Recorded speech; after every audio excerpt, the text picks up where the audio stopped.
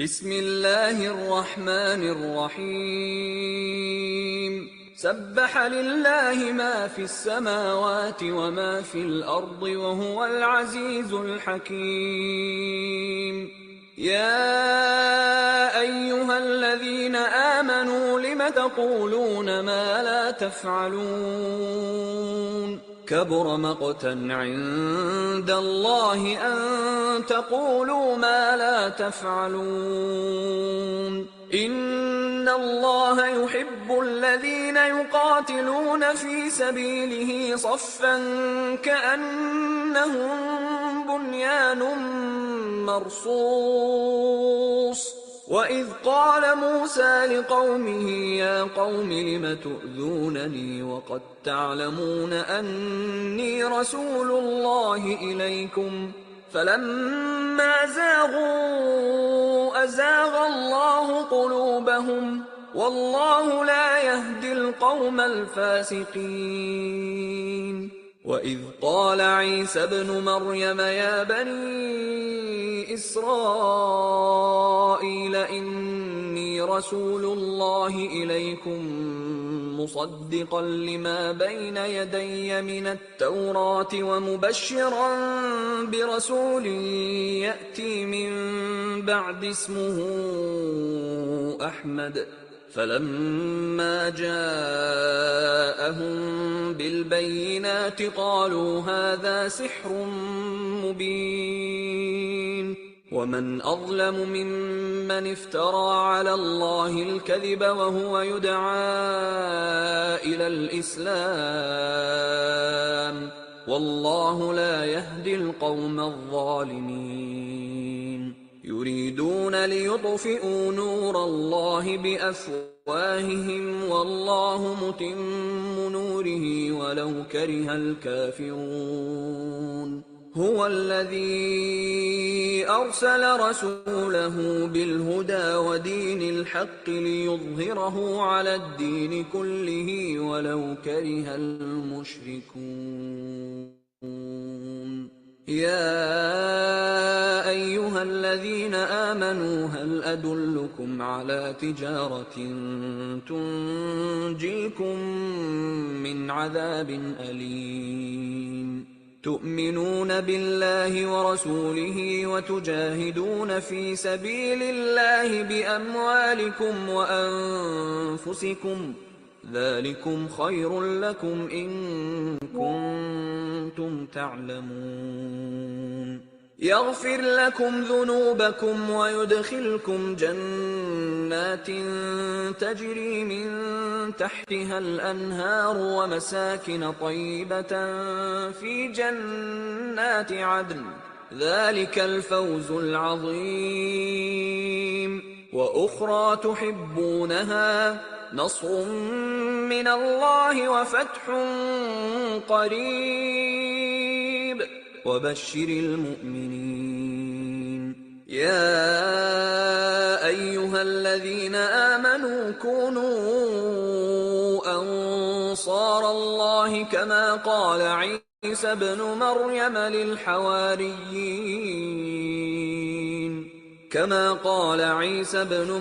للحواريين من أنصاري إلى الله قال الحواريون نحن أنصار الله فآمنت طائفة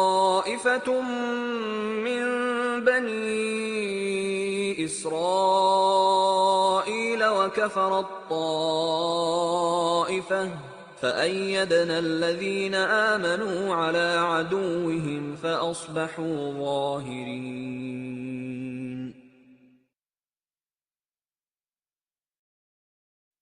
السلام علیکم ورحمۃ اللہ وبرکاتہ. امید ہے آپ سب لوگ خیریت سے ہوں گے. الحمد للہ بنعمتہ تتم الصالحات. الحمد للہ رب العالمین. یا رب لک الحمد کما ینبغی لجلال وجہک وعظیم سلطانک. اللهم صل على محمد وعلى آل محمد كما صليت على إبراهيم وعلى آل إبراهيم إنك حميد مجيد. اللهم بارك على محمد وعلى آل محمد كما باركت على إبراهيم وعلى آل إبراهيم إنك حميد مجيد. رب اشرح لي صدري ويسر لي أمري واحلل عقدة من لساني يفقهوا قولي. آج فیبرری کی 5 ہے اور شعبان کی 6 ہے. سو شعبان ایک دن آگے ہو گیا، پہلے رجب کے ساتھ ہینڈ ان ہینڈ جا رہا تھا. اچھا جی، الحمدللہ اللہ تعالیٰ نے آج کے اس دن میں ہمیں یہاں پر بٹھایا ہے. ڈے 4 ہے ہمارا استقبال رمضان کا، اور اس سیریز میں ابھی تک ہم کیا کچھ دیکھ چکے ہیں اس کو ذرا کوئکلی ریوائز کر لیتے ہیں، تو پھر آج کے دن پہ آتے ہیں. تو ابھی تک ہم نے پہلے دن سے ابھی تک ہم نے کیا دیکھا تھا کہ ہم نے اپنے ٹارگٹ سیٹ کیے تھے کہ استقبال رمضان کے اس پروگرام یا اس سیریز کا ہمارا مقصد کیا ہے؟ عبادت میں اطمینان حاصل کرنا، ٹھیک ہے. اور اس کے لیے ہم نے طریقے سیکھنا تھے، اس اطمینان کی راہ میں حائل جو رکاوٹیں ہیں ان کو دور کرنا تھا. اچھا، پھر اس کے بعد ہم نے دیکھا تھا کہ ہم اطمینان حاصل کرنے کے لیے 3 ڈائمینشنز میں اپنی تیاری شروع کریں گے. اس میں پہلا پروسیس کیا تھا؟ پہلی ڈائمینشن کیا تھی؟ ذہنی تیاری تھی، مینٹل پروسیس تھا. اور اس مینٹل پروسیس میں ہم نے کیا کرنا تھا؟ پلاننگ کرنی تھی. اپنی سوچوں کا رخ ہم نے آنے والے مہینے کے اندر جو ہمیں نیکی کے مواقع حاصل ہوں گے ان کو کیسے حاصل کرنا ہے، ان سے کیسے بھرپور فائدہ اٹھانا ہے، اس طرف لگانا تھا. لاسٹ ہمارا سیشن وہ کون سا تھا؟ جسمانی تیاری کا. اور جسمانی تیاری میں ہم نے کیا سیکھا؟ جسمانی طور پر فزیکلی جو ہم نے ارینجمنٹس کرنے ہیں، فٹ ہونا ہے، صحت اپنی بہتر بنانی ہے، اور اس کے لیے جو بھی ہم نے سٹیپس لینے ہیں اس کو ابھی جو ہمارے پاس اللہ تعالیٰ نے گیون ٹائم دیا ہے، جو اویلیبل وقت ہے ہمارے پاس میسر ٹائم، اس سے فائدہ اٹھائیں اور اس کو استعمال کریں. اچھا، یہ ساری چیزیں جو ہم سیکھ رہے ہیں ساتھ ساتھ میں، اس کا مقصد کیا ہے؟ کہ اس کو ہم اپنے عمل میں لاتے چلے جائیں. وہ چاہے دعائیں ہیں، یا چاہے نماز کے اندر امپرومنٹس کے ڈفرینٹ سٹیپس ہیں، یا پھر یہ کہ ہماری پلاننگ اور تیاری سے متعلق مختلف نکات ہیں. تو ابھی تک آپ لوگوں نے کتنے % اس پہ عمل کرنا شروع کیا؟ مینٹلی، فزیکلی کچھ ایکٹیو ہوئے ہیں؟ الحمدللہ. اچھا، اور سوچیں ادھر لگنا شروع ہوئی ہیں؟ اچھا، یہ بتائیں کہ دعاؤں میں کتنا آپ نے اپنا کنسنٹریشن شروع کی ہے؟ خاص طور پر دعاؤں کی بات کر رہی ہوں، وہ جو ہم نے سیکھی ہیں نماز کے اندر کی، اس پہ ان کو پڑھنا شروع کیا. کیونکہ جن لوگوں کو پہلے سے آتی تھی ان کے لیے ایک ٹاسک کیا تھا کہ وہ اس کو ریگولر پڑھنا شروع کر دیں، اور جن کو نہیں آتی تھی وہ اس کو پڑھتے رہیں، تاکہ انشاءاللہ ان 2 مہینوں کے اینڈ پر جب رمضان شروع ہوگا تب تک ان کو وہ دعا آنا شروع ہو جائے گی اور وہ اس کو پڑھنے لگ جائیں گے. تو کتنی اس پہ پریکٹس ہے؟ سب تینوں یاد ہے؟ الحمدللہ. اور باقی جو ہیں وہ بھی پریکٹس کر رہے ہیں، ریگولرلی اپنے اس میں شامل ہیں. کیونکہ علم کا فائدہ اسی وقت ہے جب ہم اس کو عمل میں لے کر آئیں انشاءاللہ. تو اچھا، ایک ہم نے چیز سیکھی تھی کہ ہم نے مساجد کے اندر جب جانا ہے تو مسجدوں کا احترام کرنا ہے اور مسجدوں کا حق ادا کرنا ہے. اور آج کتنے لوگ دعا پڑھ کے آئے ہیں؟ الحمدللہ سبھی پڑھ کے آئے ہیں. اچھا، اور اس روٹین کو برقرار رکھنا ہے، باہر نکلتے ہوئے بھی دعا اور اندر آتے ہوئے بھی، اور پھر اس کے علاوہ یہ کہ تحیۃ المسجد کے نوافل. اچھا، آج آپ کے ساتھ ایک حدیث شیئر کروں گی. حدیث یہ صحابی کا قول ہے، اور ہمارے ہاں صحابی کا قول بھی جو ہے اس کو حدیث کے ساتھ مطابقت کیا جاتا ہے، کیونکہ خاص طور پر صحابہ جو بیان کرتے ہیں وہ اللہ کے نبی صلی اللہ علیہ وسلم کی علم کی روشنی میں بیان کرتے تھے. جو علی ازدی ہیں یہ رحم اللہ، یہ تابعی ہوں گے، کیونکہ ظاہر ہے کہ ان کی سیدنا عباس سے ملاقات ہے. سیدنا ابن عباس کے پاس آئے اور ان سے کہا کہ آپ مجھے بتائیں کہ سب سے افضل جہاد کیا ہے. تو سیدنا ابن عباس نے ان سے کہا، کیا تم نے مجھ سے جہاد کا پوچھا؟ انہوں نے کہا کہ جی ہاں. اس پر سیدنا ابن عباس نے کہا، کیا میں تمہیں وہ نہ بتاؤں جو کہ تمہارے لیے جہاد سے بھی زیادہ افضل ہے؟ اور وہ کیا ہے؟ پھر وہ انہوں نے بتایا، انہوں نے کہا کہ جی بتائیے. تو انہوں نے کہا وہ یہ ہے کہ تم مسجدوں میں جاؤ اور وہاں جا کر قرآن پڑھو اور وہاں فقہ سیکھو. مسجد جاؤ، قرآن پڑھو اور وہاں جا کر فقہ سیکھو. فقہ کیا ہے؟ دین کی سمجھ بوجھ پیدا کرنا. اور ہم یہاں پر بیٹھے جو اس سیریز کا کام کر رہے ہیں، اس میں سننے کے لیے بیٹھے ہیں یا بتانے کے لیے بیٹھے ہیں، تو دراصل یہ فقہ ہی ہے، دین کی سمجھ بوجھ پیدا کرنے کے لیے ہی بیٹھے ہیں، تاکہ جو وقت ہمارے پاس آ رہا ہے، جو مہینہ آ رہا ہے، اور اس کی جو عبادات ہیں ان کی اہمیت اور فضیلت کو سمجھ سکے اور اس کے لحاظ سے بھرپور تیاری کر سکے اور ان سے بھرپور فائدہ بھی اٹھا سکیں. تو الحمدللہ آپ جو اس وقت مسجد میں بیٹھے ہیں تو کیا کر رہے ہیں؟ سب سے بڑا علمی جہاد کر رہے ہیں. کیونکہ دیکھیں گھروں سے نکلنا آسان نہیں ہے، خاص طور پر سردی کا موسم ہے اور بہت سے وائرس اور جو بہت سے جو عجیب عجیب قسم کی بیماریاں ہوا میں ہیں، فضا میں ہیں، اور بہت ساری رومرز بھی ہیں کہ وہ رومرز کیا ہیں کہ جی کوئی یہ وبا پھیلی ہوئی ہے اور کوئی جو ہے وہ دوسرا کوئی وائرل انفیکشن پھیلا ہوا ہے اور یہ ہے اور وہ چل رہا ہے. اس سب کے باوجود آپ رسک لے کے گھر سے باہر آ رہے ہیں. اور پھر اس کے بعد یہ کہ گھروں کے کام چھوڑنا، یہ بھی جو ہے وہ جہاد ہے. پھر ظاہر ہے کہ یہاں آنا اور بیٹھنا اور پھر کانسنٹریشن کے ساتھ اس علم کو لینا، اس کے لیے کوشش کرنا، جدوجہد کرنا، تو یہ سب کس کے اندر ہے؟ جہاد میں ہے. اور یہ علمی جہاد ہے. ہم جو آگے بارڈرز پر نہیں لڑ سکتے، بٹ ایٹ لیسٹ مسجدوں میں آ سکتے ہیں، گھروں سے نکل کر آ سکتے ہیں. الحمدللہ اللہ تعالیٰ نے ہمارے لیے یہ اپرچونٹی رکھی ہے، تو اسے بھرپور فائدہ اٹھانا چاہیے. تو آپ اس وقت سب سے افضل جہاد کر رہے ہیں، کیونکہ ہمارے پاس گیون سرکمسٹانسز میں یہی اویلیبل ہے. اچھا، آج کی جو ہماری تیاری ہے وہ کس کانٹیکس میں ہے؟ روحانی اسپیکٹس کی.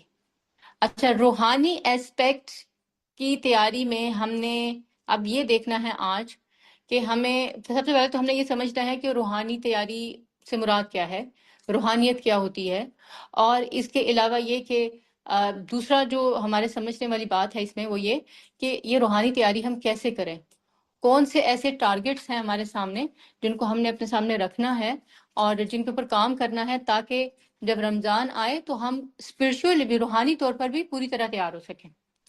کیونکہ انسان 3 چیزوں کا بنا ہوا ہے، اور وہ کیا ہے؟ اس کا یہ مادی جسم، اور اس مادی جسم کے اندر روح ہے. اس جسم کی اپنی کوئی حیثیت نہیں ہے، یہ روح ہے جو ٹریول کرتی ہے، یہ روح ہے جو آسمانوں سے آئی ہے، یہ ٹیمپرری ٹائم کے لیے، کچھ وقت کے لیے اس جسم کے اندر ہے. پھر یہ روح یہاں سے ٹریول کرے گی. یہ جسم جو ہے یہ مر جائے گا، یہ مردہ ہو جائے گا، روح مردہ نہیں ہوگی، وہ ٹریول کرے گی. اور اگر وہ روح صحت مند ہے اور طاقتور ہے تو وہ 7ویں آسمان تک جائے گی. اور روح بیمار ہے اور لاغر ہے تو وہ 7ویں آسمان تو کیا پہلے آسمان تک اب سفر نہیں کر سکے گی، اور اس سے بھی نیچے رکھ دیا جائے گا. کیونکہ ہمیں یہ پتہ ہے نا کہ جو نیک روحیں ہیں وہ کہاں جاتی ہیں؟ وہ علیین میں لے جائی جاتی ہیں، جو کہ جنتیوں کی جگہ ہے. اور جو بد روحیں ہیں، یا یہ کہ جو منکر اور کافر اور گناہگار لوگوں کی روحیں ہیں، وہ سجین میں لے جائی جاتی ہیں. اور سجین جو ہے وہ آسمانوں پر نہیں ہے. سجین جو ہے وہ جو جس طرح کہا گیا نا کہ گناہگار انسان جب ہو جاتا ہے تو وہ اسفل السافلین میں سے ہو جاتا ہے، سب سے نچلا گرا پڑا. تو اسی طرح سجین جو ہے وہ بھی قید خانہ ہے.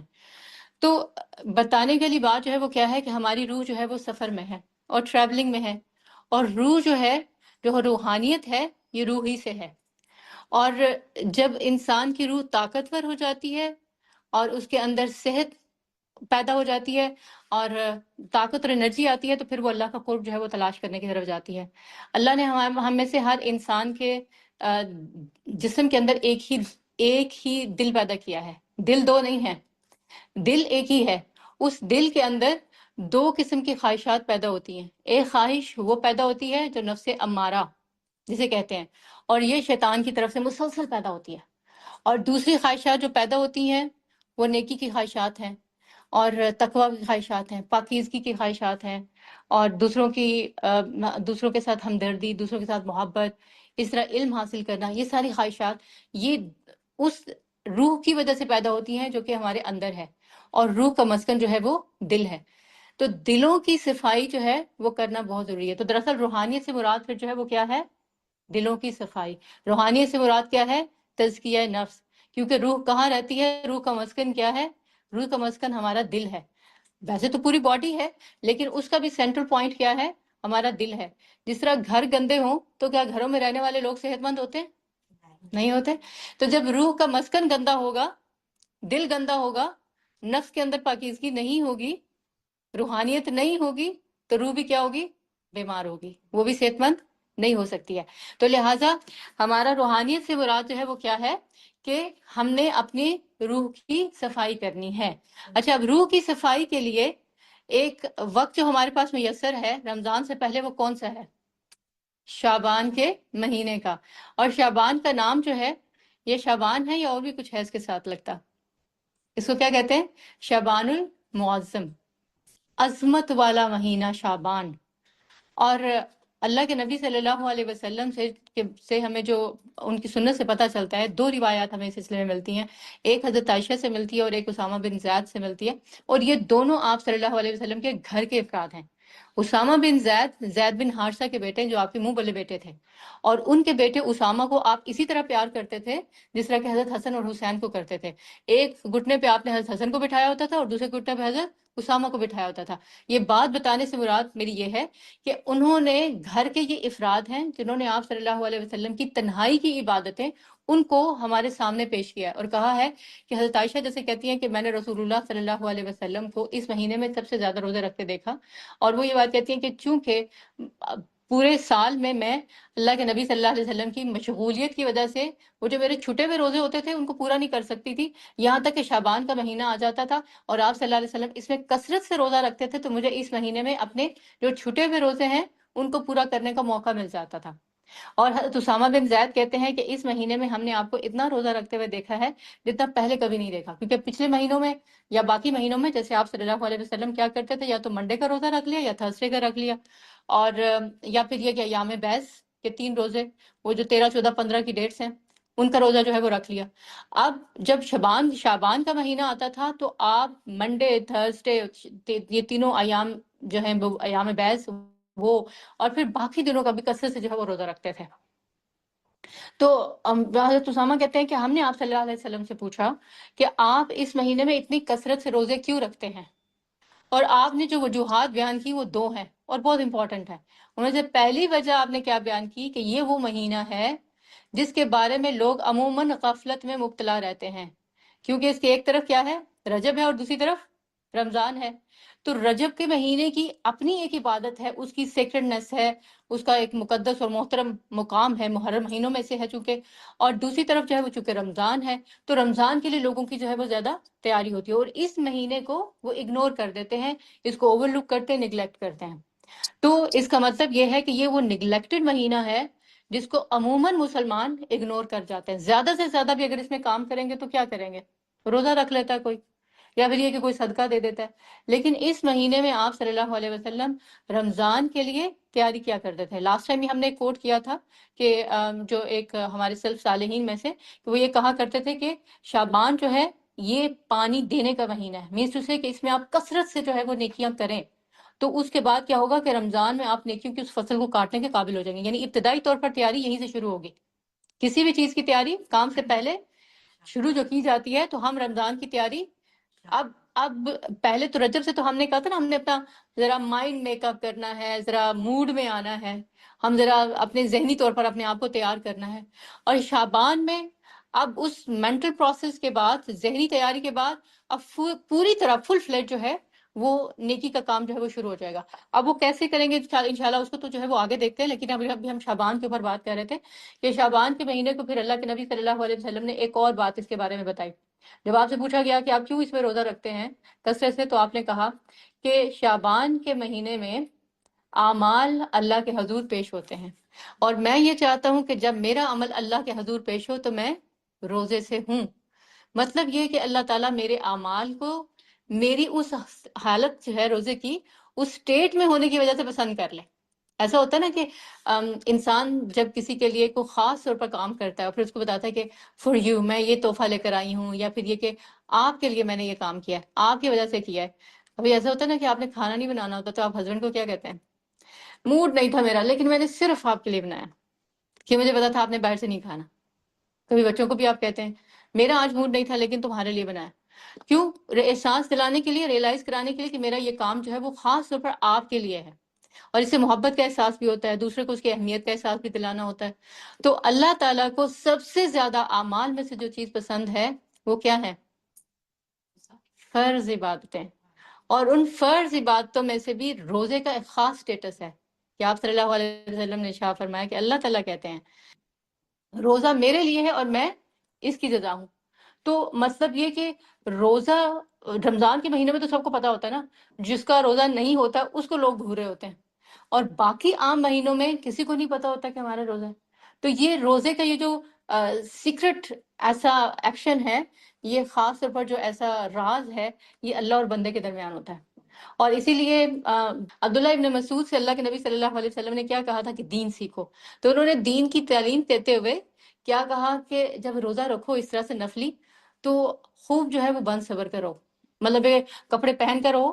بننے سبرنے سے ان کی مراد انہوں نے جو لفظ یوز کیے کہ کپڑے پہن کر خوشبو لگا کے رہو، تاکہ دوسروں کو یہ پتہ نہ چلے کہ تمہاری روزے کی وجہ سے کوئی حالت داغر ہے، یا پھر یہ کہ تم نے منہ نہیں دھویا ہوا، اور اس سے لوگ جو ہے وہ گیس کریں کہ یہ بندہ جو ہے وہ کچھ کمزور ہے، بیمار ہے، یا پھر اس کی ایسی حالت ہے، تو پوچھے بھی تم خیریت سے ہو، تو آپ کو ہاں میرا روزہ ہے.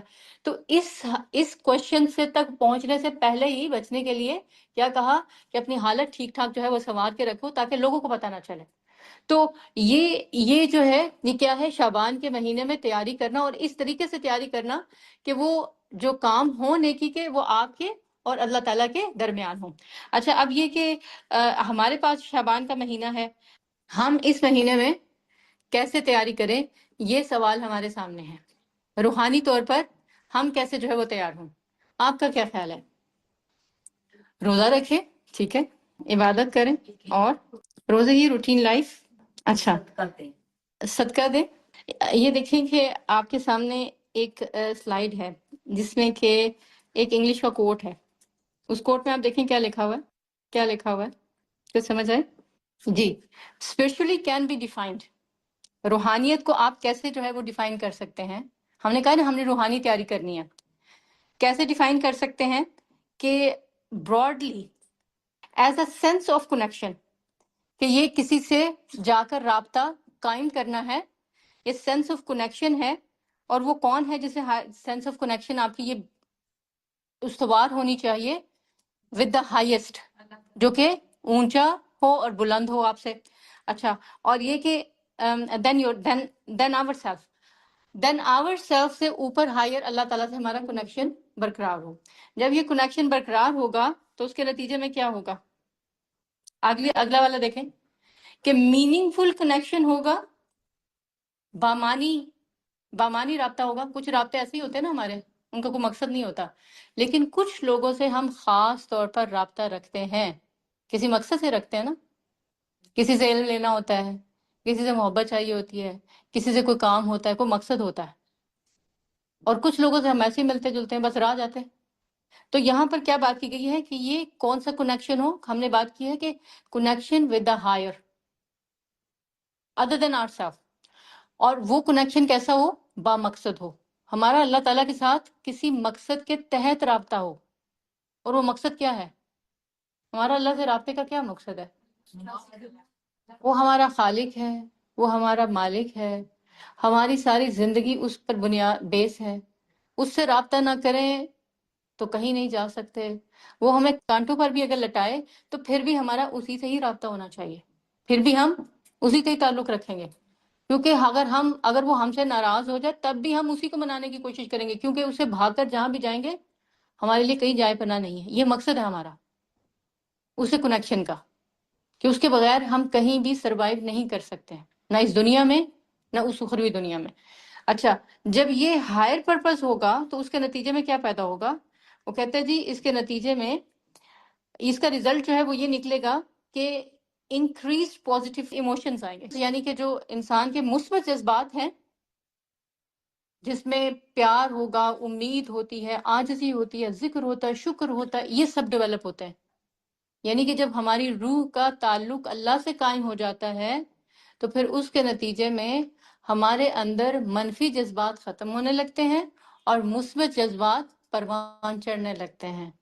یعنی ہمارا لوگوں کے ساتھ ہمدردی کا، محبت کا، رحمت کا، کائنڈنس کا، اور پھر امید کا، یہ رشتے جو ہے وہ بننے لگتے ہیں، لوگوں کے ساتھ بھی اور اللہ تعالیٰ کے ساتھ بھی.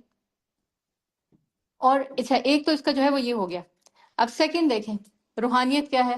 روح سے ہے، پھر اور اس میں جو ہے وہ کیا ہوتا ہے، پھر کیا ہوتا ہے؟ روح کے معنی کیا ہے؟ راحت ہے، سکون ہے، قرار ہے۔ اور پھر اس کے بعد اسلام میں روحانیت اپنے خالق اور مالک کا قرب ہے، اور جب انسان اللہ تعالیٰ کے قریب ہوتا ہے تو پھر اس کے نتیجے میں کیا ہوتا ہے؟ اس کو معرفت، اللہ تعالیٰ کی پہچان اچھے طریقے سے ہوتی ہے۔ اللہ کی پہچان اچھے طریقے سے اور کیا فائدہ ہوتا ہے؟ اللہ کی خشیت میں، اللہ کے ڈر میں، اللہ تعالیٰ کی ہمارے اوپر جو روب دبدبا ہے اس میں اضافہ ہوتا ہے، اور جس کی ہمیں اشد ضرورت ہے۔ ہم اللہ تعالیٰ سے امپریس ہوتے ہیں پھر، اور جب تک اللہ سے امپریس نہیں ہوتے تب تک اللہ کا احسان بھی نہیں مانتے اور اللہ کے قریب ہونے کی کوشش بھی نہیں کرتے۔ تو یہ وائس ورثہ بھی ہے، ایک سرکل بھی ہے کہ روح کے لیے ہمیں اس ساری چیز کی جو ہے وہ ضرورت کیوں ہے۔ اچھا، اب یہ جب یہ ضرورت ہے ہماری، اور اس میں ہم دیکھتے ہیں کہ اس میں ہمیں یہ جو ہے وہ فائدہ ہو سکتا ہے، تو اب ہمارے لیے جو ہے وہ کیا ہے کہ ہم یہ دیکھیں کہ اچھا اس کی ہم تیاری کر کیسے سکتے ہیں۔ یہ تیاری کرنے سے، اس تیاری کو کرنے کے لیے ہمیں کن کن چیزوں کا خیال رکھنا ہے، اور وہ میں نے آپ سے پوچھا تھا، اور آپ نے مجھے کیا بتایا؟ روزہ اور عبادت اور صدقہ، زکوٰۃ۔ روحانیت کیا ہے؟ روحانیت سفر ہے ہمارا، ایمان کا سفر۔ سمپل اگر آپ کو میں کلیئر کروں، روحانیت کیا ہے؟ ایمان کا سفر ہے، ہماری روح کا سفر ہے۔ ایمان کس کو کہتے ہیں؟ یقین کو کہتے ہیں نا۔ جب روح اللہ کے پاس سے آئی تھی تو اس کو پورا یقین تھا کہ میں رب کے پاس سے آئی ہوں۔ جب وہ ہمارے اندر ہے نا تب بھی اس کو پورا یقین ہے۔ یہ ہمارا جسم، دل اور دماغ جو ہے یہ بھول جاتا ہے، دماغ کو بھولنے کا مسئلہ ہے، روح نہیں بھولتی، اس کو پتہ ہے وہ کہاں سے آئی ہے۔ تو یہ ہمارا ایمان کا سفر ہے، یقین کا سفر ہے، اور واپسی کا سفر ہے اللہ کی طرف۔ اور اس کا اختتام کیا ہے؟ اللہ کی رضا، اللہ کی خوشی۔ تو روحانیت کا سفر کس چیز کا سفر ہے؟ ایمان کا سفر ہے، اور ایمان کے درجات ہوتے ہیں۔ ایمان گھٹتا بھی ہے، ایمان بڑھتا بھی ہے۔ ایمان کو گھٹانے والی چیزیں کون سی ہیں؟ دنیا کی مال، دنیاوی، دل کو روگ لگ جاتے ہیں نا، یہی روگ جان کو لگتے ہیں، ہماری یعنی روح کو لگتے ہیں۔ اور وہ جو دلوں کے روگ ہیں وہ کون سے ہیں؟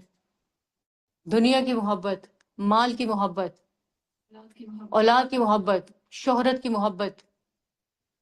اور جب یہ روگ دل کو لگ جاتے ہیں نا، یہ جان کو بھی چمڑ جاتے ہیں، ہماری روح جو ہے اس کو کھا جاتے ہیں، اس کی بھی موت کر دیتے ہیں۔ تو ان روگوں کو ہٹانا اور اس کرسٹ کو توڑنا، اور اسی کی وجہ سے پھر دلوں کے اوپر زنگ بھی آتا ہے، اسی کی وجہ سے دلوں کے اوپر قفل بھی لگ جاتے ہیں، دلوں کے اوپر تالے لگ جاتے ہیں شر کے، دل نہیں کھلتے۔ کیسے آپ نے تجربہ کیا ہے خود سے؟ رمضان شروع ہوتا ہے، بڑے خوش ہوتے ہیں، پورا رمضان مڈل تک جیسے جیسے جاتا جاتا تھکتے جاتے ہیں، اور بعض لوگوں کو تو آپ نے دیکھا ہو باقاعدہ دیکھنے لگتے ہیں اور کہنے لگتے ہیں بھی کتنے دن رہ گئے ہیں، عید میں کتنے دن رہ گئے ہیں، عید میں کتنے دن رہ گئے ہیں۔ اور یہ بچوں کا عموماً معاملہ ہوتا ہے، لیکن بعض بڑے بھی اسی طرح کی۔ تو مسئلہ کیا ہوتا ہے؟ کیا پرابلم ہوتی ہے؟ انرجی کیا جسم کی کم ہوتی ہے؟ آپ نے دیکھا ہوگا کہ بہت بوڑھے لوگ ایسے ہوتے ہیں کہ ان کو، اور خاص طور پر وہ جو کہ رمضان کے اس مہینے سے انجوائے کر رہے ہوتے ہیں، وہ کیا کر رہے ہوتے ہیں؟ وہ کیا دعائیں مانگ رہے ہوتے ہیں؟ 29 کا اگر چاند ان کو ہو نا کہ 29 کا نظر آئے گا تو دعائیں مانگ رہے ہوتے ہیں، اللہ کرے ایک دن اور بڑھ جائے۔ کیوں ہوتا ہے یہ؟ ان کی جسمانی طاقت کیا کم نہیں ہوتی؟ کس چیز کی انرجی کم ہوتی ہے؟ روحانی انرجی کم ہوتی ہے۔ روح جو ہے وہ بیدار نہیں ہوتی، روح سوئی ہوئی ہوتی ہے، روح تھکی ہوئی ہوتی ہے، روح لاغر ہوتی ہے، روح بیمار ہوتی ہے، اور وہ اس وقت ایمان کے سب سے نچلے لیول پر ہوتا ہے انسان، تو تب جو ہے وہ روح کو طاقت نہیں ملتی۔ تو میں نے یہ بات کی نا، ہمارا روحانیت کا سفر دراصل کیا ہے؟ ایمان کا سفر ہے۔ ایمان بڑھتا جائے گا تو روح جو ہے وہ طاقت پکڑتی جائے گی، روح طاقت پکڑتی جائے گی تو انسان کا نیکیوں میں دل لگنے لگے گا۔ روح کمزور ہوتی جائے گی تو انسان نیکیوں سے باغی ہوتا چلا جائے گا، پھر نہ اس کو نیکی کے مواقع اچھے لگیں گے، نہ ماحول اچھا لگے گا، بلکہ نیکی کے مواقع اور ماحول دیکھ کے وہ اور دل برداشتہ بھی ہوگا، بھاگے گا بھی، اس کا دل بھی نہیں لگے گا، نہ نیک مجلسوں میں لگے گا، نہ ذکر میں لگے گا، نہ نماز میں لگے گا، نہ اللہ کی باتوں میں لگے گا، پھر اس کا دل کہاں لگے گا؟ دنیا میں، دنیا کے محفلوں میں۔ آپ دیکھیں، آپ آج پارٹیز بھری پڑی ہوتی ہیں، قرآن کی کلاسیں کم آباد کرنے والے لوگ ہیں، اور پارٹیز کو آباد کرنے والے لوگ زیادہ ہیں۔ دنیا کی محبت میں لوگ بھاگے پھر رہے ہیں، آپ دیکھیں سڑکیں بھری ہوئی ہیں، بازار بھرے ہوئے ہیں۔ آپ کوئی آفس میں چلے جائیں کسی میں، دیکھیں لوگ کیسے جو ہے وہ وہاں پر اندھا دھند اپنے اپنے کاموں کے لیے وہاں پر بھاگے دوڑے پھر رہے ہیں، اور روح کے لیے کوشش کرنے والے لوگ جو ہیں وہ کم ہیں۔ تو مطلب جو ہے وہ اس ساری بات کا کیا ہے کہ ہم نے جو کوشش کرنی ہے وہ یہ کہ ہماری روح بیدار ہو، کیونکہ اگر جسم بیدار ہے، دماغ بیدار ہے اور روح سوئی ہوئی ہے تو آنے والے مواقع سے فائدہ نہیں اٹھا سکتے ہم۔ تو روح کو صحت مند کرنے کے لیے کیا کرنا ہے؟ ہم نے اپنے ایمان کا لیول بڑھانا ہے، اور ایمان کا لیول بڑھانے کے لیے کیا ضروری ہوتا ہے؟ ایمان کا لیول نیت کو صاف کرنا پڑتا ہے، نیت کا صاف کرنا۔ اچھا، اور ہم نے جو آگے کا دیکھا ہے وہ بات میں جائیں گے، پہلے میں چاہ رہی ہوں کہ آپ سے ذرا پوچھ لوں، دین میں آنا، اوکے، دین ایمان بڑھتا رہتا ہے، اور فرسٹ پوائنٹ کیا ہوگا؟ اسٹارٹنگ پوائنٹ کیا ہوگا؟ نماز۔ اسٹارٹنگ پوائنٹ کیا ہوگا؟ کلمے کو بیس بنائیں، کلمے کو بیس بنائیں۔ میں ہنٹ دے رہی ہوں، لا، پہلا کیا ہوگا؟ یہ چیزوں کو نکالیں گے گندی تو جسم سے، اور گھر کو صاف کرنے کے لیے کیا ہوتا ہے؟ گند نکالنا پڑتا ہے باہر۔ آپ نے گھر میں کوئی نئی چیز لا کے رکھنی ہے تو کیا کریں گے؟ جگہ بنائیں گے نا۔ تو دل گندا ہو حسد سے، دل گندا ہو نا امیدی سے، دل گندا بھرا ہوا ہو تکبر سے، غیبتوں سے، چغلیوں سے، دنیا کی محبت سے، مال کی محبت سے، شہرت، عزت، پیسہ، یہاں کا بس وہی چاہیے، تو کیا وہاں پر نیکی اثر کرے گی؟ نہیں کرے گی۔ دل کے روگ مٹیں گے؟ نہیں مٹیں گے نا۔ پہلے ان روگوں کو ہٹانا پڑتا ہے، اور یہ کس سے پیدا ہوتے ہیں؟ نفس امارہ سے۔ ہمارا نفس جو برائی کی طرف ہمیں مسلسل اکساتا رہتا ہے نا، اور وہ کیوں؟ کیونکہ ہمارے ساتھ شیطان لگا ہوا ہے مسلسل، وہ ٹریگر کرتا ہے اس کو۔ تو ہمارا روح کا سفر نفس امارہ سے نفس مطمئنہ تک کا سفر ہے، اور اللہ تعالیٰ نے یہاں نفس امارہ ہمارے اندر رکھا ہے نا، وہاں ایک نفس لوامہ بھی رکھا ہے، اس کو کہتے ہیں ملامت کرنے والا نفس۔ اور وہ کدھر ہوتا ہے؟ وہ کس لیے ہوتا ہے؟ اور وہ کس کی طرف سے ہوتا ہے؟ وہ اللہ کی طرف سے ہوتا ہے۔ اور اللہ تعالیٰ نے اگر ایک طرف ہمارے ساتھ شیطان کو اٹیچ کیا نا، تو دوسری طرف فرشتے کو بھی اٹیچ کیا ہوا ہے۔ فرشتہ ہمیں مسلسل نیکی کی باتیں سجاتا رہتا ہے، وہ ہمارے اس نفس لوامہ، اور یہ جو ملامت کرنے والا نفس ہے نا، جو بری باتوں پہ ہمیں روکتا ٹوکتا رہتا ہے، اور یہ مسلسل جنگ ہمارے اندر جاری رہتی ہے۔ تو وہ نیکی کی باتیں بڑھاتا رہتا ہے، شیطان جو ہے وہ برائی کی باتیں، اس کی ترغیب، اس کے انویٹیشنز، اور وہ رستے جو ہے وہ دکھاتا رہتا ہے، دیکھو سب لوگ آگے بڑھ گئے، تم کہاں پہ بیٹھی ہوئی ہو، اور فلاں نے تو یہ گھر بنا لیا، فلاں نے گاڑی بنا لی، فلاں کے دیکھو بچے کہاں پہنچ گئے ہیں، فلاں کی تو شادیاں بھی ہو گئی، تمہیں بس قرآن کی کلاسوں سے فرصت نہیں ملتی۔ یہ ساری سوچیں، یہ ساری باتیں، یہ سارے وسوسے، یہ سب شیطان پیدا کرتا ہے۔ اور دوسری طرف فرشتہ وہ کیا کرتا ہے؟ وہ بھی اس نفس لوامہ کے ذریعے سے ہمیں نیکی کی ترغیب دیتا ہے، اور وہ کیا کہتا ہے کہ اے شر کی طرف بڑھنے والے رک جا۔ اور خاص طور پر رمضان میں تو ہر رات میں، جیسے کہ اللہ کے نبی صلی اللہ علیہ وسلم نے ارشاد فرمایا کہ 2 فرشتے ندا دیتے ہیں، اور ایک کہتا ہے کہ اے شر کی طرف بڑھنے والے رک جا، اور دوسرا کیا کہتا ہے کہ اے نیکی کی طرف جانے والے اور آگے بڑھ۔ تو جب ان کے درمیان یہ تصل جاری رہتی ہے، روح ہماری بیدار رہتی ہے، اور ہم اگر اس میں سے رائٹ چوائس کو لیتے ہیں تو اس کے نتیجے میں کیا ہوتا ہے؟ مطمئن ہو جاتے ہیں، پھر پرسکون ہو جاتے ہیں، پھر اللہ کی رضا ملتی ہے، وہ سارے جو ہے وہ آفٹر ورڈ اس کے فائدے ہیں۔ یہ سارا ہمارا کیا ہوتا ہے؟ یہ روحانی سفر ہوتا ہے۔ اچھا، اور اس کے لیے آغاز وہ ہم جو ہے وہ کہاں سے کریں گے، اور اس کا جو ہے وہ کہاں سے سٹارٹ ہوگا؟ وہ ہوگا بری چیزوں کو اپنی زندگی سے ہٹانے سے۔ بری چیزوں میں اپنی زندگی سے ہٹانے میں سب سے پہلی چیز جو ہے وہ کیا ہے؟ وقت کا ضیاع، وقت کو ضائع کرنا، اس سے بچنا ہے۔ یہ بچیں گے، وقت کو پروڈکٹیو کاموں میں لگائیں۔ اچھا، بعض کام جو ہوتے ہیں ضروری نہیں ہوتا کہ وہ سارے کے سارے گناہی ہوں، لیکن ان کا فائدہ بھی نہیں ہوتا، وہ لغو میں آتے ہیں۔ مثلا آپ نے کسی کو فون کیا اور آپ اس کا حال چال پوچھنے لگ گئے، اور پھر حال چال سے باتیں اس کے مشاغل تک، پھر دوسرے تک، پھر خالہ تک، پھر ماموں تک، پھر چچا تک پھیلتی چلی گئی۔ اب اس میں غیبت نہیں ہے، بس حال حوالی پوچھے جا رہے ہیں، دوسرے کی باتیں بتائی جا رہی ہیں، اپنی کہی جا رہی ہے۔ اب اس میں کتنا لمبا ٹائم کھنچ گیا۔ گناہ نہیں ہے لیکن یہ لغو ہے۔ لغو کیا ہوتا ہے؟ جس کا نہ کوئی فائدہ ہوتا ہے اور نہ ہی کوئی نقصان ہوتا ہے۔ اب اس لفظ سے پھر کیا جاتا ہے، لفظ کی طرف جاتا ہے انسان، اور لفظ کے جو ہے وہ پھر کیا ہوتا ہے کہ اس کی وجہ سے وہ جو وہاں پہ ٹائم ضائع کیا نا، پھر اس کے بعد آگے جتنے کام کرنے تھے اس میں مس مینجمنٹ شروع ہو گئی، نمازوں میں دیر ہونا شروع ہو گئی، کھانا بنانا تھا اس میں دیر ہو گئی، اور ہر کام اب جو ہے وہ جلدی جلدی کرنے کی کوشش میں جو اس کو صحیح طریقے سے کرنا تھا وہ جو ہے وہ خراب ہونا شروع ہو گیا، کام صحیح طریقے سے نہیں ہوا۔ تو یہاں سے پھر کیا ہوا کہ لاف ہوا، اور اس لاف کا مطلب کیا ہوتا ہے کہ انسان اللہ کا بھی حق مارتا ہے اور اللہ کے بندوں کا حق بھی صحیح طریقے سے ادا نہیں کر پاتا، اور ایٹ دا اینڈ بد مزاج بھی ہو جاتا ہے، بد اخلاق بھی ہو جاتا ہے، اور چڑچڑا بھی ہو جاتا ہے۔ تو لہٰذا وقت کا احساس کرنا سب سے زیادہ ضروری ہے، اور وقت کو ضائع کرنے سے بچانا، اور اس میں لغو چیزوں کو آئیڈینٹیفائی کرنا، اور ان میں ہم میں سے ہر کوئی جو ہے وہ خود ہی اپنا کام کر سکتا ہے، کیونکہ کوئی دوسرے کے اوپر جو ہے وہ جج نہیں ہے، ہم خود اپنے جج ہیں۔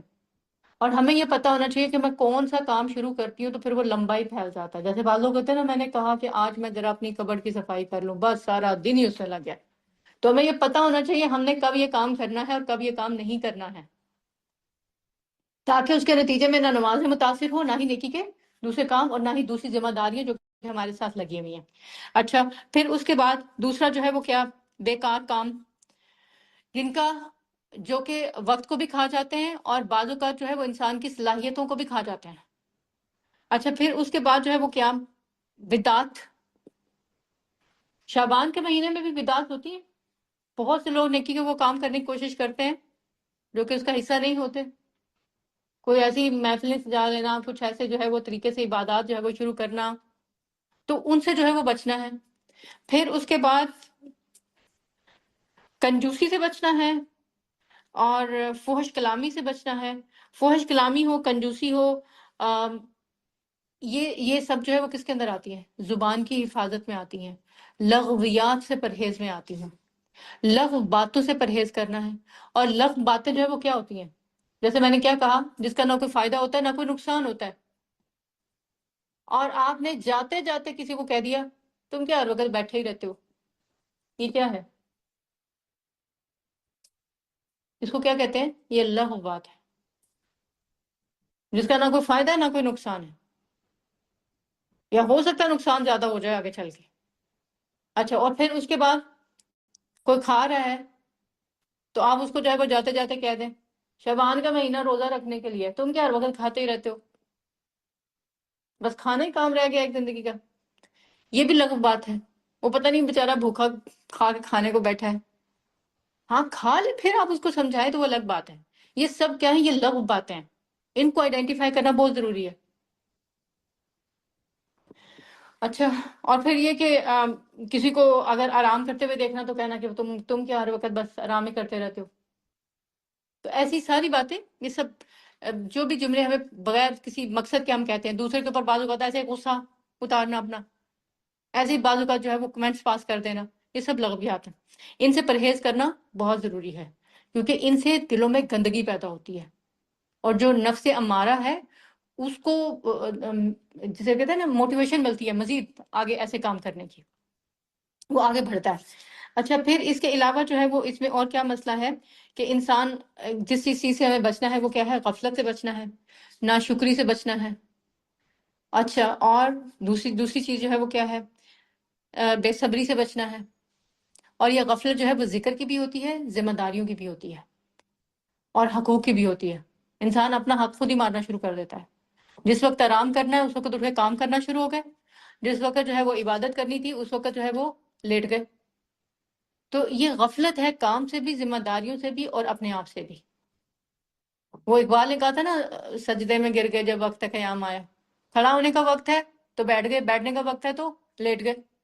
تو یہ سب ذمہ داریوں سے غفلت کے نتیجے میں ہوتا ہے۔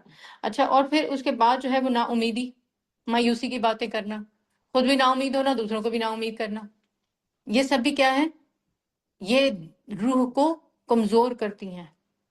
اور ذکر جو ہے وہ انسان کو طاقت دیتا ہے، تو ذکر سے جو ہے وہ غفلت نہیں کرنی ہے۔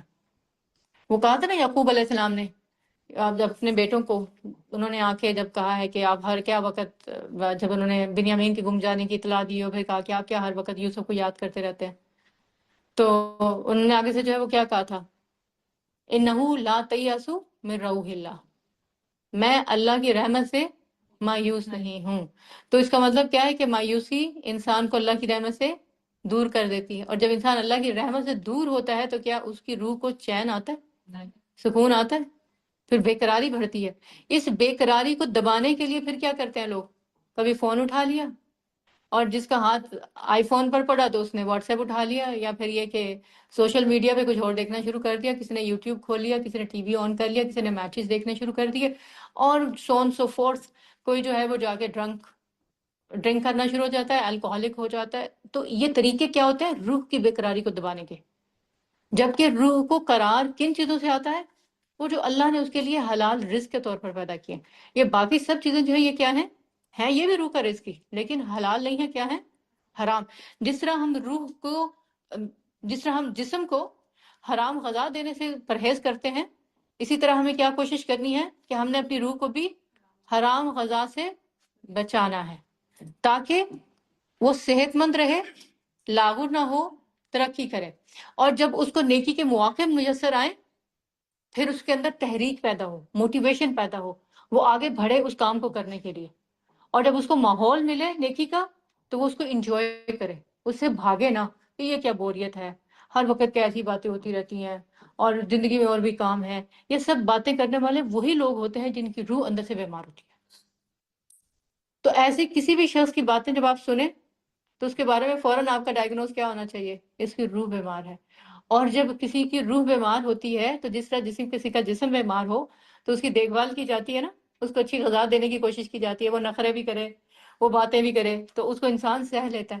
اسی طرح جس کی روح بیمار ہو وہ باتیں کرے تو پھر اس کی باتوں کو بھی سہنے کا حوصلہ پیدا کرے، اور اس کے ساتھ ساتھ اس کی روح کو اچھی غذا دینے کا بھی اہتمام کرنے کی کوشش کرے۔ تو اس سے ایک ماحول بنتا ہے پھر نیکی کا، جس سے میں انسان آگے بڑھنے کی کوشش کرتا ہے اور اپنے طریقوں سے، اور جو ماحول ہوتا ہے دوسروں کے طریقوں سے نیکی میں آگے بڑھتا ہے، یہاں سے ایمان بڑھتا ہے۔ اچھا، اب ایمان کو بڑھانے والے طریقے کون سے ہیں؟ ان میں کیا ہے؟ نوافل، کیونکہ اللہ کے نبی صلی اللہ علیہ وسلم نے کیا کہا تھا اسامہ بن زید کو کہ یہ وہ مہینہ ہے جس کے بارے میں لوگ عموماً غفلت کا شکار رہتے ہیں۔ تو اس مہینے میں کہاں کیا کچھ کرنا چاہیے؟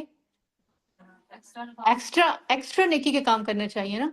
تو اگر کوئی اس سے پہلے نوافل نہیں پڑھ رہا تھا تہجد کے یا چاشت کے، تو وہ شعبان میں کیا کرے؟ ایکسٹرا کوشش کرے کہ محنت کر کے ان نوافل کو ادا کرنے کی کوشش کرے۔ اچھا، جو پہلے 4 پڑھ رہا تھا تہجد کے، 2 پڑھ رہا تھا، وہ اس کی مقدار کو بڑھا دے، یعنی جو جس لیول پر تھا نا، یعنی ہو سکتا ہے آپ میں سے بعض، الحمدللہ میرا تو گمان ہے سبھی پڑھتے ہوں گے، تو جو پہلے جتنی عبادت کر رہا تھا اس میں اضافہ کرتا جائے تھوڑا تھوڑا۔ تو یہ اس سے مراد کیا ہوگی کہ آپ جو ہے وہ نیکی کے کاموں میں ترقی کر رہے ہیں، آگے بڑھ رہے ہیں۔ اور خاص طور پر جب لوگ وہ کام نہ کر رہے ہوں اور آپ وہ کام کر رہے ہوں تو نیکی کے اس کام کی قدر اور ویلیو اللہ کے ہاں بڑھ جاتی ہے۔ آپ کو وہ حدیث یاد ہے جس میں اللہ کے رسول صلی اللہ علیہ وسلم نے کہا تھا بشرا للغرباء، غرباء کے لیے بشارت ہے، گلیڈ ٹائڈنگس ہے۔ تو صحابہ نے پوچھا یہ کون سے غرباء ہیں؟ کہا کہ جو بعد میں آئیں گے، جن کو قرآن دین 2 گتوں میں ملے گا، وہ تمہاری طرح مجھ پر ایمان لائیں گے، اور وہ لوگوں میں غریب ہو جائیں گے، یعنی غریب سے مراد یہ odd one out, single out جن کو کیا جا سکتا ہے۔ تو جہاں پر لوگ کام نہ کر رہے ہو نیکی کے اور آپ نیکی کا کام کر رہے ہو اور آپ سنگل آؤٹ ہو جائیں تو وہ اس نیکی کا کام اور اجر بڑھ جاتا ہے۔ اور اللہ کے نبی صلی اللہ علیہ وسلم نے بھی ان کو بشارت دی ہے کہ بشرا للغرباء، کہ ایسے غرباء کے لیے کیا ہے؟ بشارت ہے، گلیڈ ٹائڈنگس ہے، ان کو جو ہے وہ اچھی اچھی خبروں کی امید دے دو کہ اللہ ان کے ساتھ بڑا مہربان ہے، ان کے لیے اللہ نے بڑی بڑی اچھی جنتیں اور بڑی نعمتیں جو ہے وہ تیار کر رکھی ہیں۔ تو اب آپ دیکھیں اپنے ماحول میں کون سا ایسا نیکی کا کام ہے جو باقی نہیں کر رہے اور آپ کر رہے ہیں۔ ہو سکتا ہے آپ کے سارے گھر میں کوئی اور نہ روزہ رکھتا ہو، اور آپ جو ہے وہ شعبان کے مہینے میں کثرت سے روزہ رکھ رہے ہیں، صرف اس وجہ سے کہ اس مہینے میں میرے اعمال اللہ کے حضور پیش ہوں گے اور میں اس وقت روزے سے ہوں، اور وہ آپ کے اور اللہ کے درمیان سیکرٹ ہے، کوئی دوسرا نہیں جانتا۔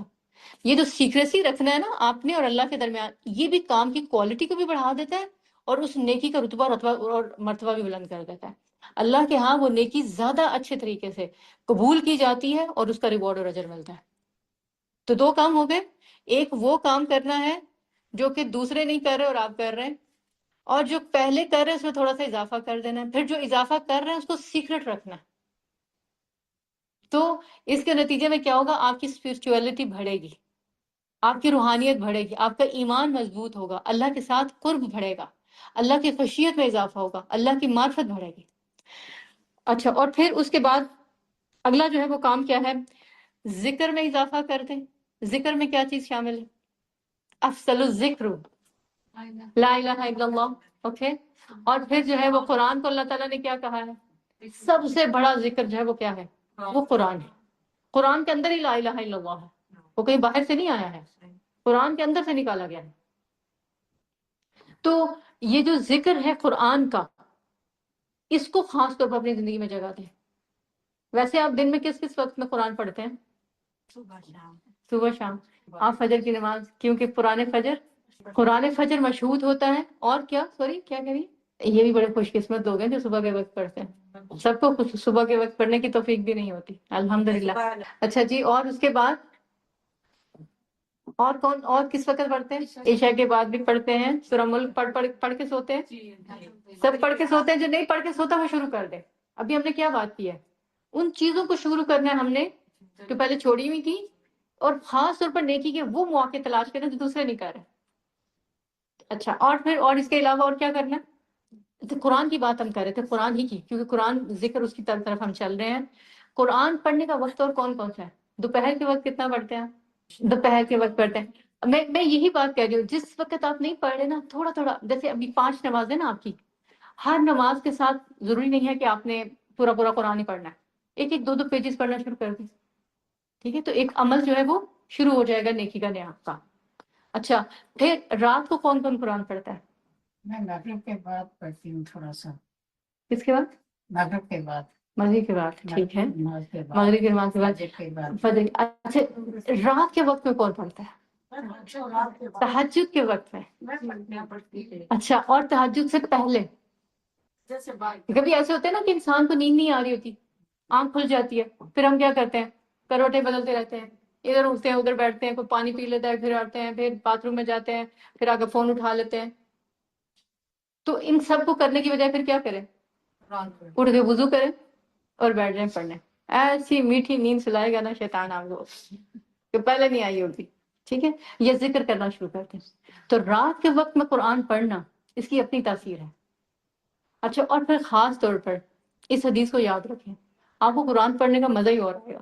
اللہ کے نبی صلی اللہ علیہ وسلم نے جب یہ ارشاد فرمایا نا کہ قرآن کی آواز کے علاوہ اللہ تعالیٰ کسی اور آواز پر اس طرح سے کان نہیں دھرتے جس طرح کے قرآن کی آواز کو سنتے ہیں، اور خاص طور پر اگر کوئی نبی پڑھے. تو مطلب یہ کہ آپ قرآن کی تلاوت جتنے خوبصورت انداز میں کریں گے. ہمارا قرآن پڑھنے کا طریقہ کیا ہوتا ہے؟ ہم کہتے ہیں من کرتے ہیں یا منہ میں پڑھتے ہیں، ایسے ہی ہوتا ہے. اونچی کون کون پڑھتا ہے قرآن؟ اونچی، ٹھیک ہے نا. اور ضروری نہیں ہے کہ کوئی پاس ہویا ہوا تو آپ نے اس کی بھی نیند خراب کر دینی ہے. ہمارے دین میں دوسروں کو اعزاز دینا نیکی نہیں ہے. اصل نیکی کیا ہے کہ آپ اس وقت پڑھیں اس طرح اونچی آواز میں. جب کوئی پاس نہیں ہے تو آپ اونچی آواز میں پڑھ لیں، اگر کوئی پاس ہے تو آہستہ آواز میں پڑھ لیں، لیکن اونچی آواز میں پڑھیں، خوبصورت طریقے کے ساتھ پڑھیں. جن کو تجوید کا شوق ہے، جن کی تجوید اچھی ہے، وہ تو اس کام کو ضروری کرے کہ اپنی ایک روٹین اور اس میں اونچی آواز میں پڑھنا، تاکہ آپ کے کان بھی سنیں، آپ کا جسم بھی سنے، آپ کا روح، آپ کی روح جو ہے وہ سنے، اور اللہ تعالیٰ اس کے اوپر جو ہے وہ دھیان دے. اچھا، اور پھر یہ کہ اس میں اور چیز کیا جو ہے وہ شامل ہے؟ شکر. اچھا، جن چیزوں کے اوپر آپ ابھی تک شکر نہیں کرتے تھے ان کے اوپر شکر کرنا شروع کر دیں، اس کو اپنا لیں. جہاں جہاں بے صبری تھی وہاں صبر کرنا شروع کر دیں. کیونکہ دیکھیں جو دل کے روگ ہوتے ہیں نا، روگ کس کو کہتے ہیں؟ روگ، بیماری، یا پھر آزمائش کی لمبی داستان جس میں دکھ تکلیف شامل ہوتا ہے نا. تو جسم کو جب روگ لگا ہوتا ہے، کوئی بیماری لگی ہوتی ہے، تو صبر کرتے ہیں اس کے اوپر. صبر کے ساتھ کیا کرتے ہیں؟ میڈیسن بھی لیتے ہیں، دعا بھی کرتے ہیں. ٹھیک ہے، اگر کوئی ایکسرسائز کرنے کو کوئی وہ بھی کرتے ہیں، ڈاکٹر کے پاس جانا پڑے وہ بھی جاتے ہیں. ایسے ہی ہوتا ہے. روح کو روگ لگ جائے تو ہم کیا کرتے ہیں؟ بس جی آپ میرے لیے دعا کریں، ایسا ہی ہے. جی یا پھر کہتے رہتے ہیں کہ اللہ توفیق دے گا تو ہمیں بھی نیکی کی توفیق ہو ہی جائے گی، اللہ توفیق دے گا تو ہم بھی نیکی کر ہی لیں گے، ہمیں بھی چانس مل ہی جائے گا. یہ کرتے رہتے ہیں. پھر ہم کسی ڈاکٹر کے پاس نہیں جاتے، کوئی دوائی لینے کی کوشش نہیں کرتے، کوئی ایکسرسائز نہیں کرتے، کسی چیز کا پرہیز نہیں کرتے. تو روح کا روگ کہاں سے ٹھیک ہوگا پھر؟ تو روح کو، ہماری کو جو روگ لگے ہوئے ہیں ان کے لیے 3 چیزوں کی ضرورت ہے: علم کی، صبر کی، حکمت کی. علم کی، صبر کی، حکمت کی.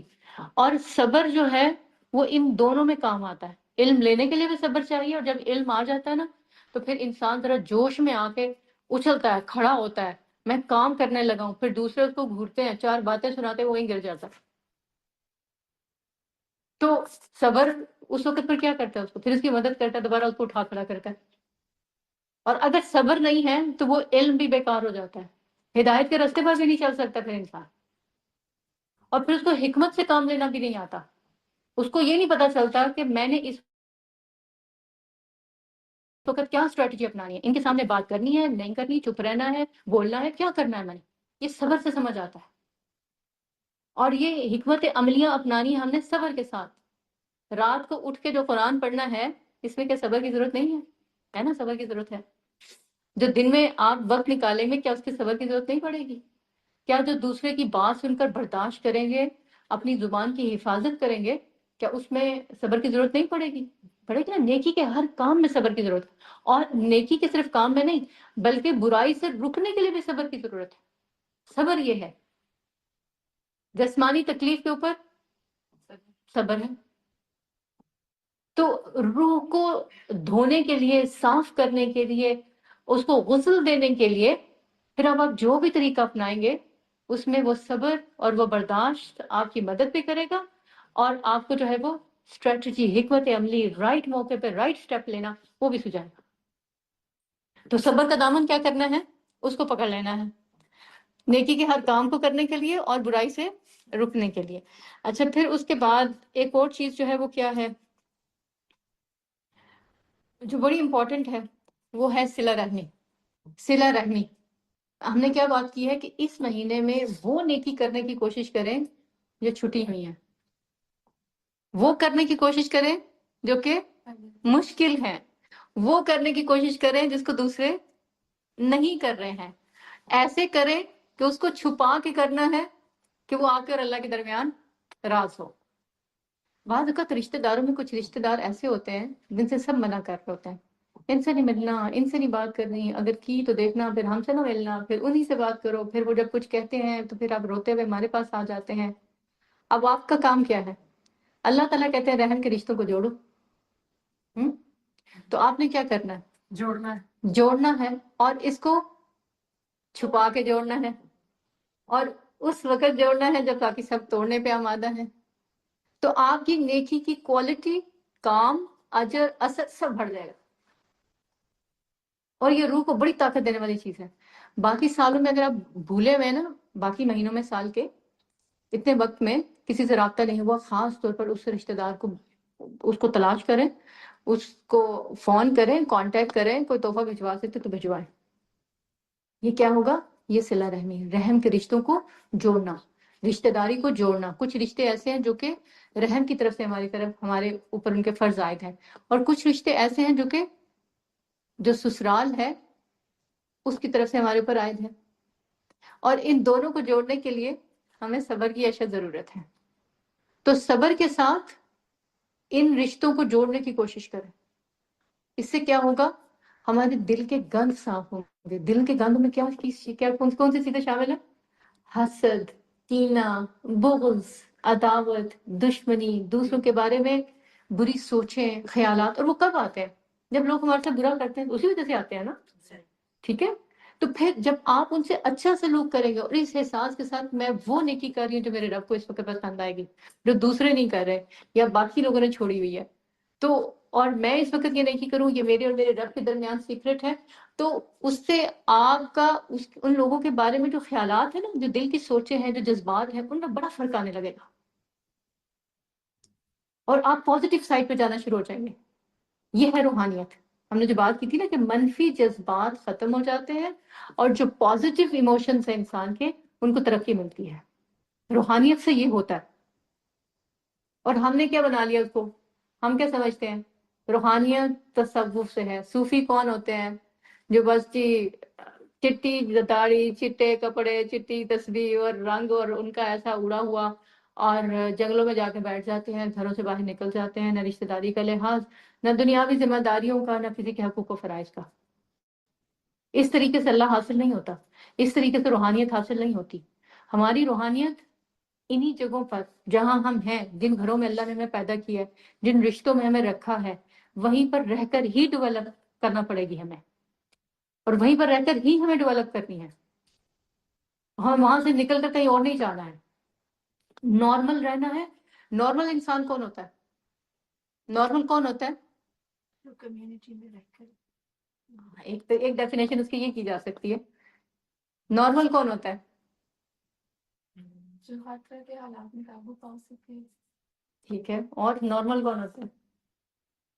ڈسیبلڈ کون ہوتا ہے؟ چلو پہلے اس کو تو ڈھونڈ لیتے ہیں. کمی جس کے اندر کمیاں ہوتی ہیں. کمی کون سی ہوتی ہے؟ جو بظاہر نظر آ رہی ہوتی ہے. بعض لوگ اپنے جسمانی طور پر ڈسیبلٹی کا شکار ہوتے ہیں، اور بعض لوگ ذہنی طور ذہنی طور پر معذور ہوتے ہیں، بعض جذباتی طور پر معذور ہوتے ہیں. ان کو اپنے نیگیٹو ایموشنز پر ہی قابو نہیں ہوتا. ان کو غصہ آ جائے تو بس اسی میں بہہ نکلتے ہیں، کسی پر پیار آ جائے تو جان لٹا دیتے ہیں. کہیں کوئی جو ہے وہ ہے ہی نہیں ان کے ہاں حد بندی، کوئی روک تھام اپنے لیے. تو یہ کیا نارمل لوگ ہوتے ہیں؟ نہیں ہوتے نا. تو اللہ نے اگر ہمیں جسمانی طور پر نارمل پیدا کیا ہے تو کیا ہمیں اپنی ذہنی معذوریاں ختم نہیں کرنی؟ اور ذہنی معذوریاں کیا ہے؟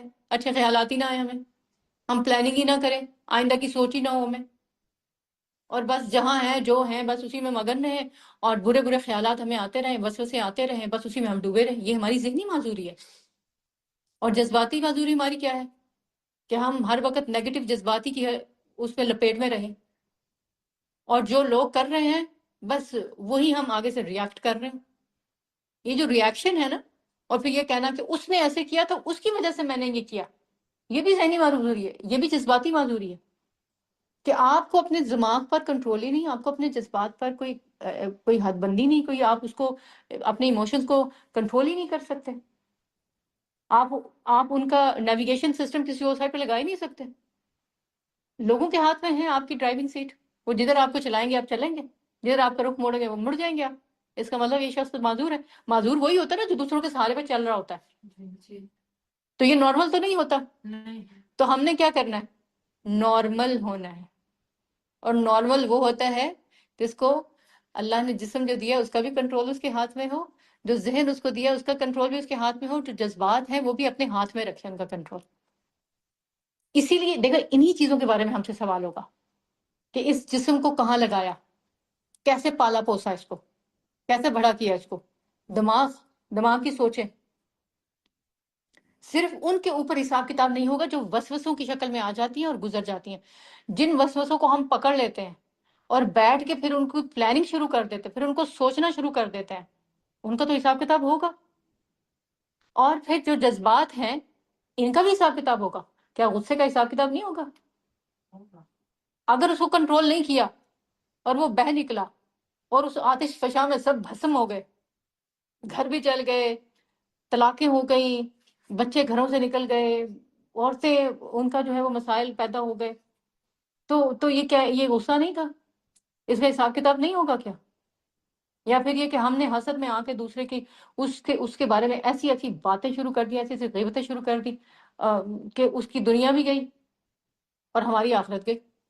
اس کی تو دنیا ہی جائے گی، ہماری آخرت بھی چلی جائے گی. دنیا تو گئی ہی گئی.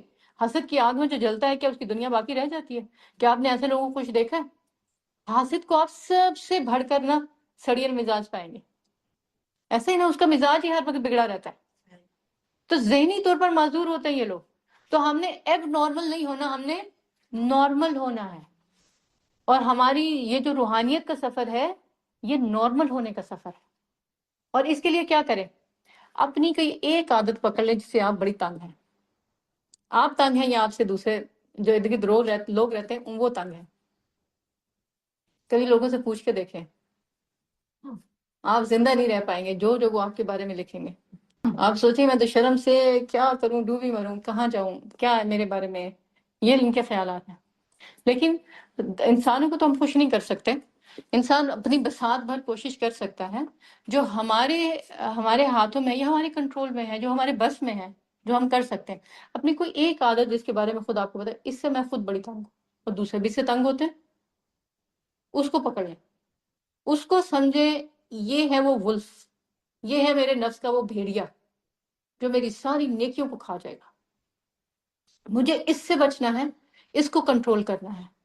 اور اس ایک عادت کو لے کے نا اس کے اوپر غور و فکر کریں، سوچیں یہ کتنی بری، کیا کیا نقصان ہوتا ہے، اس سے مجھے کیا نقصان ہو رہا ہے، اس سے دوسروں کو کیا نقصان ہو رہا ہے، اس سے میں اپنی کتنی نیکیاں دوسروں کو دے دیتی ہوں اور کتنی اپنی ذات جو ہے اس کو کم تر اور حقیر کر لیتی ہوں، لوگوں کی نگاہ میں بھی، اللہ کی نگاہ میں بھی.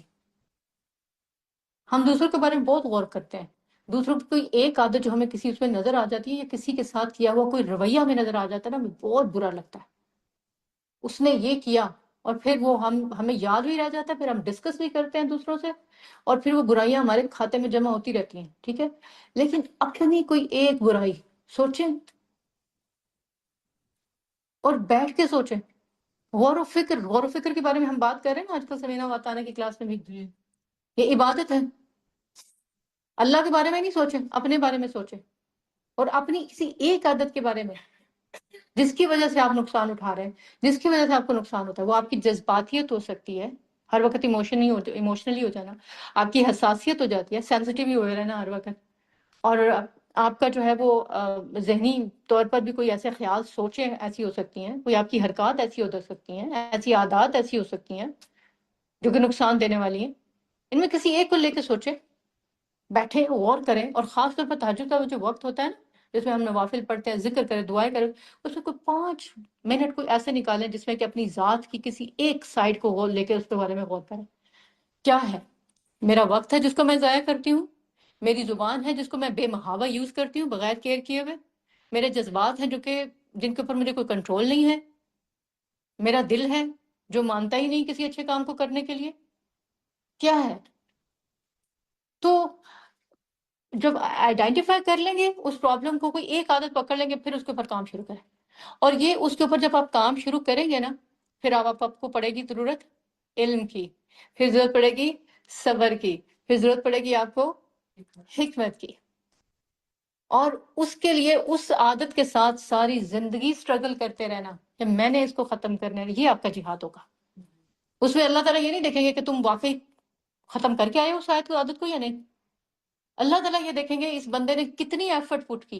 اگر کوئی بیچ میں بے صبرہ بن کے ساتھ رک گیا، مجھ سے تو نہیں ہوتا، میں نے بڑی کوشش کی، مجھ سے تو اپنا غصہ ہی نہیں کنٹرول ہوتا، میں کیا کروں پھر. اب کیا کرے انسان، یہ کر کے خود رک گئے تو بس ٹھیک ہے، پھر آپ کی ترقی کا سفر رک گیا، آپ کی روحانیت کا سفر رک گیا. اب آپ کی روح کرمبلڈ ہوگی ان گناہوں کے زیر اثر جو زبان سے ہوں گے، ان گناہوں کے زیر اثر جو جذبات کے اندر آ کر ہوں گے. تو اس چیز سے بچنے کے لیے کیا ہم نے کہا ہے، ہم نے کون کون سے کام کرنے ہیں، ذرا ان کو کوئکلی دیکھیں. کیا کام کرنے ہیں ہم نے؟ نوافل. اچھا چلے اسی کو بگا دیں. ایک نیکی کوئی ایسی پکڑنی ہے ہم نے یا کرنی ہے جس کو دوسرے نہیں کر رہے، جس کو میں نے عرصے سے چھوڑا ہوا ہے، وہ میرے اور میرے اللہ کے درمیان راز ہوگا. اور میں نے ایک اپنی بری عادت پکڑنی ہے جس کے اوپر میں نے غور و فکر بھی کرنا ہے، اس کو ختم کرنے کے لیے علم بھی لینا ہے، اور اس کے لیے طریقے بھی سوچنے ہیں، اور صبر کے ساتھ اس کے ساتھ کوشش کرتے رہنا ہے. یہ میرا کیا ہوگا؟ کام ہوگا.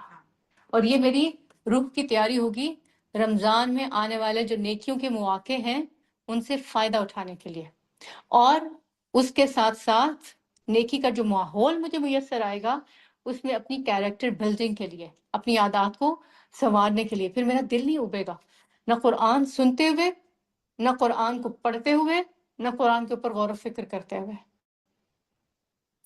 اور اس میں اگر آپ کو مشکل پیش آتی ہے نا، اپنے کوئی ایسے ٹرسٹ وردی کوئی ایک ریلیٹیو کو جو آپ کے ساتھ ہو، یا پھر آپ کی کوئی ایسی دوستوں میں سے کوئی ہو، اس کو ساتھ شامل کر لیں.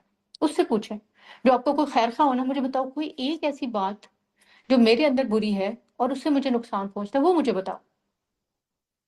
سب سے نہ بھی پوچھے تو آپ ان کی ہیلپ لیں، ان کی جو ہے وہ مدد لیں. تو اس روحانی تیاری کے ساتھ جب ہم رمضان میں داخل ہوں گے تو ہماری عبادات کے اندر کیا پیدا ہوگا؟ اطمینان. روحانی تیاری ہمیں کہاں لے کر جائے گی؟ عبادت میں اطمینان کی طرف. اور عبادت کیا ہے؟ عبادت کیا ہے؟ روزہ عبادت ہے، نماز عبادت ہے، صدقات عبادت ہے، ذکر شکر عبادت ہے. ٹھیک ہے. اور وقت کو ضائع نہ کرنا عبادت ہے، رشتہ داروں کا حق ادا کرنا عبادت ہے. اس میں یہاں پر ایک بات کرنا چاہوں گی، تھوڑی سی ہے تو پرائیویٹ پرسنل، لیکن ہم شبان میں کری پرسنل اور پرائیویٹ عبادتوں کی بات کر رہے ہیں. دیکھیں جب ہم رشتہ داروں کے حقوق کی بات کرتے ہیں نا، بحیثیت بیوی، یہاں زیادہ تر بیویاں ہی بیٹھی ہیں نا، جی سب سے پہلے عورت کے اوپر کس کا حق ہے؟ خاوند کا حق. خامد کا. ماں باپ کے بعد جب وہ رخصت کر دیتے ہیں گھر سے تو کس کا حق ہوتا ہے؟ خامد کا. اور خامدوں کو ہم کسی شمار و کتار میں نہیں سمجھتے، خاص طور پر ان کی اس خواہش کو، اور اس کو کیا سمجھتے ہیں؟ یہ ہماری روحانی ترقی کی راہ میں سب سے بڑی رکاوٹ ہے. حالانکہ نیکی کا یہ وہ کام ہے جس کے لیے اللہ کے نبی صلی اللہ علیہ وسلم نے عورت کو کیا حکم دیا ہے کہ اگر وہ آٹا بھی گوندھ رہی ہے نا، کچن میں ہے، ہانڈی بنا رہی ہے، ہسبینڈ بلا رہا ہے، تو بات جا کے اس کی سنیں. اور اگر عورتیں یہ کام نہیں کرتی ہیں تو ان کی روحانی ترقی کا سفر تو گیا، وہ تو رک گیا وہیں پر. میرے پاس پچھلے دنوں ایک کیس آیا تھا جس میں نے کہا جی کہ میری ساس آئی ہوئی تھی تو ہسبینڈ کے ساتھ ریلیشن شپ نہیں تھا، پھر رمضان آ گیا، روزے تھے تو وہ نہیں تھا. پھر ایٹ دا اینڈ جو ہے وہ کیا ہوا، وہ غصے میں آ گیا، ایک دن میرا ہسبینڈ اس نے ڈیورس دے دی. اور روزے میں عموماً مسئلہ کیا ہوتا ہے؟ وہ 2 گھنٹے کی نیند ہے، اب پھر اس کے سحری بنانی ہے، پھر وہ سارا دن تو مجھے تو موقع ہی نہیں ملے گا. اور اگر ہسبینڈ کہہ رہا ہے، بلا رہا ہے، تو آپ اس کی بات ہی نہیں سنے، تو اس کا مطلب ہے کہ آپ نے روحانی ترقی کر لی. کیا اس کا مطلب ہے کہ آپ نے جو ہے وہ ایمان کے لحاظ سے بڑے درجات طے کر لیے؟ اللہ تعالیٰ نے جو ہم پر فرض کی ہیں عبادتیں، کیا وہ صرف نماز، روزہ، حج، زکوٰۃ ہیں؟ نہیں. بندوں کے حقوق ادا کرنا کیا ہے؟ یہ فرض ہے.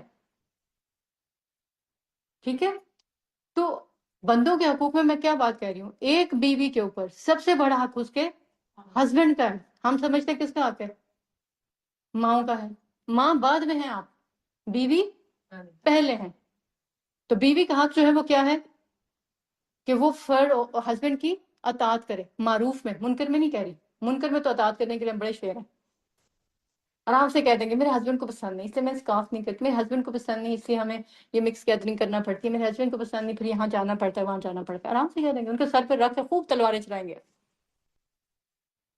لیکن جہاں ان کے حقوق کی بات آ جاتی ہے، فرائض کی ادائیگی کی بات آتی ہے، تو وہاں پر جو ہے وہ ہمیں اسپرچولیٹی یاد آ جاتی ہے، عبادت یاد آ جاتی ہے، تقویٰ یاد آ جاتی ہے. تقویٰ اسی کام کو کرنے میں ہے، عبادت اس کو کرنے میں ہے. اللہ کے رسول صلی اللہ علیہ وسلم نے اس کو عبادت کہا ہے، اس کے اوپر ثواب اور اجر و ثواب کی بات کی ہے.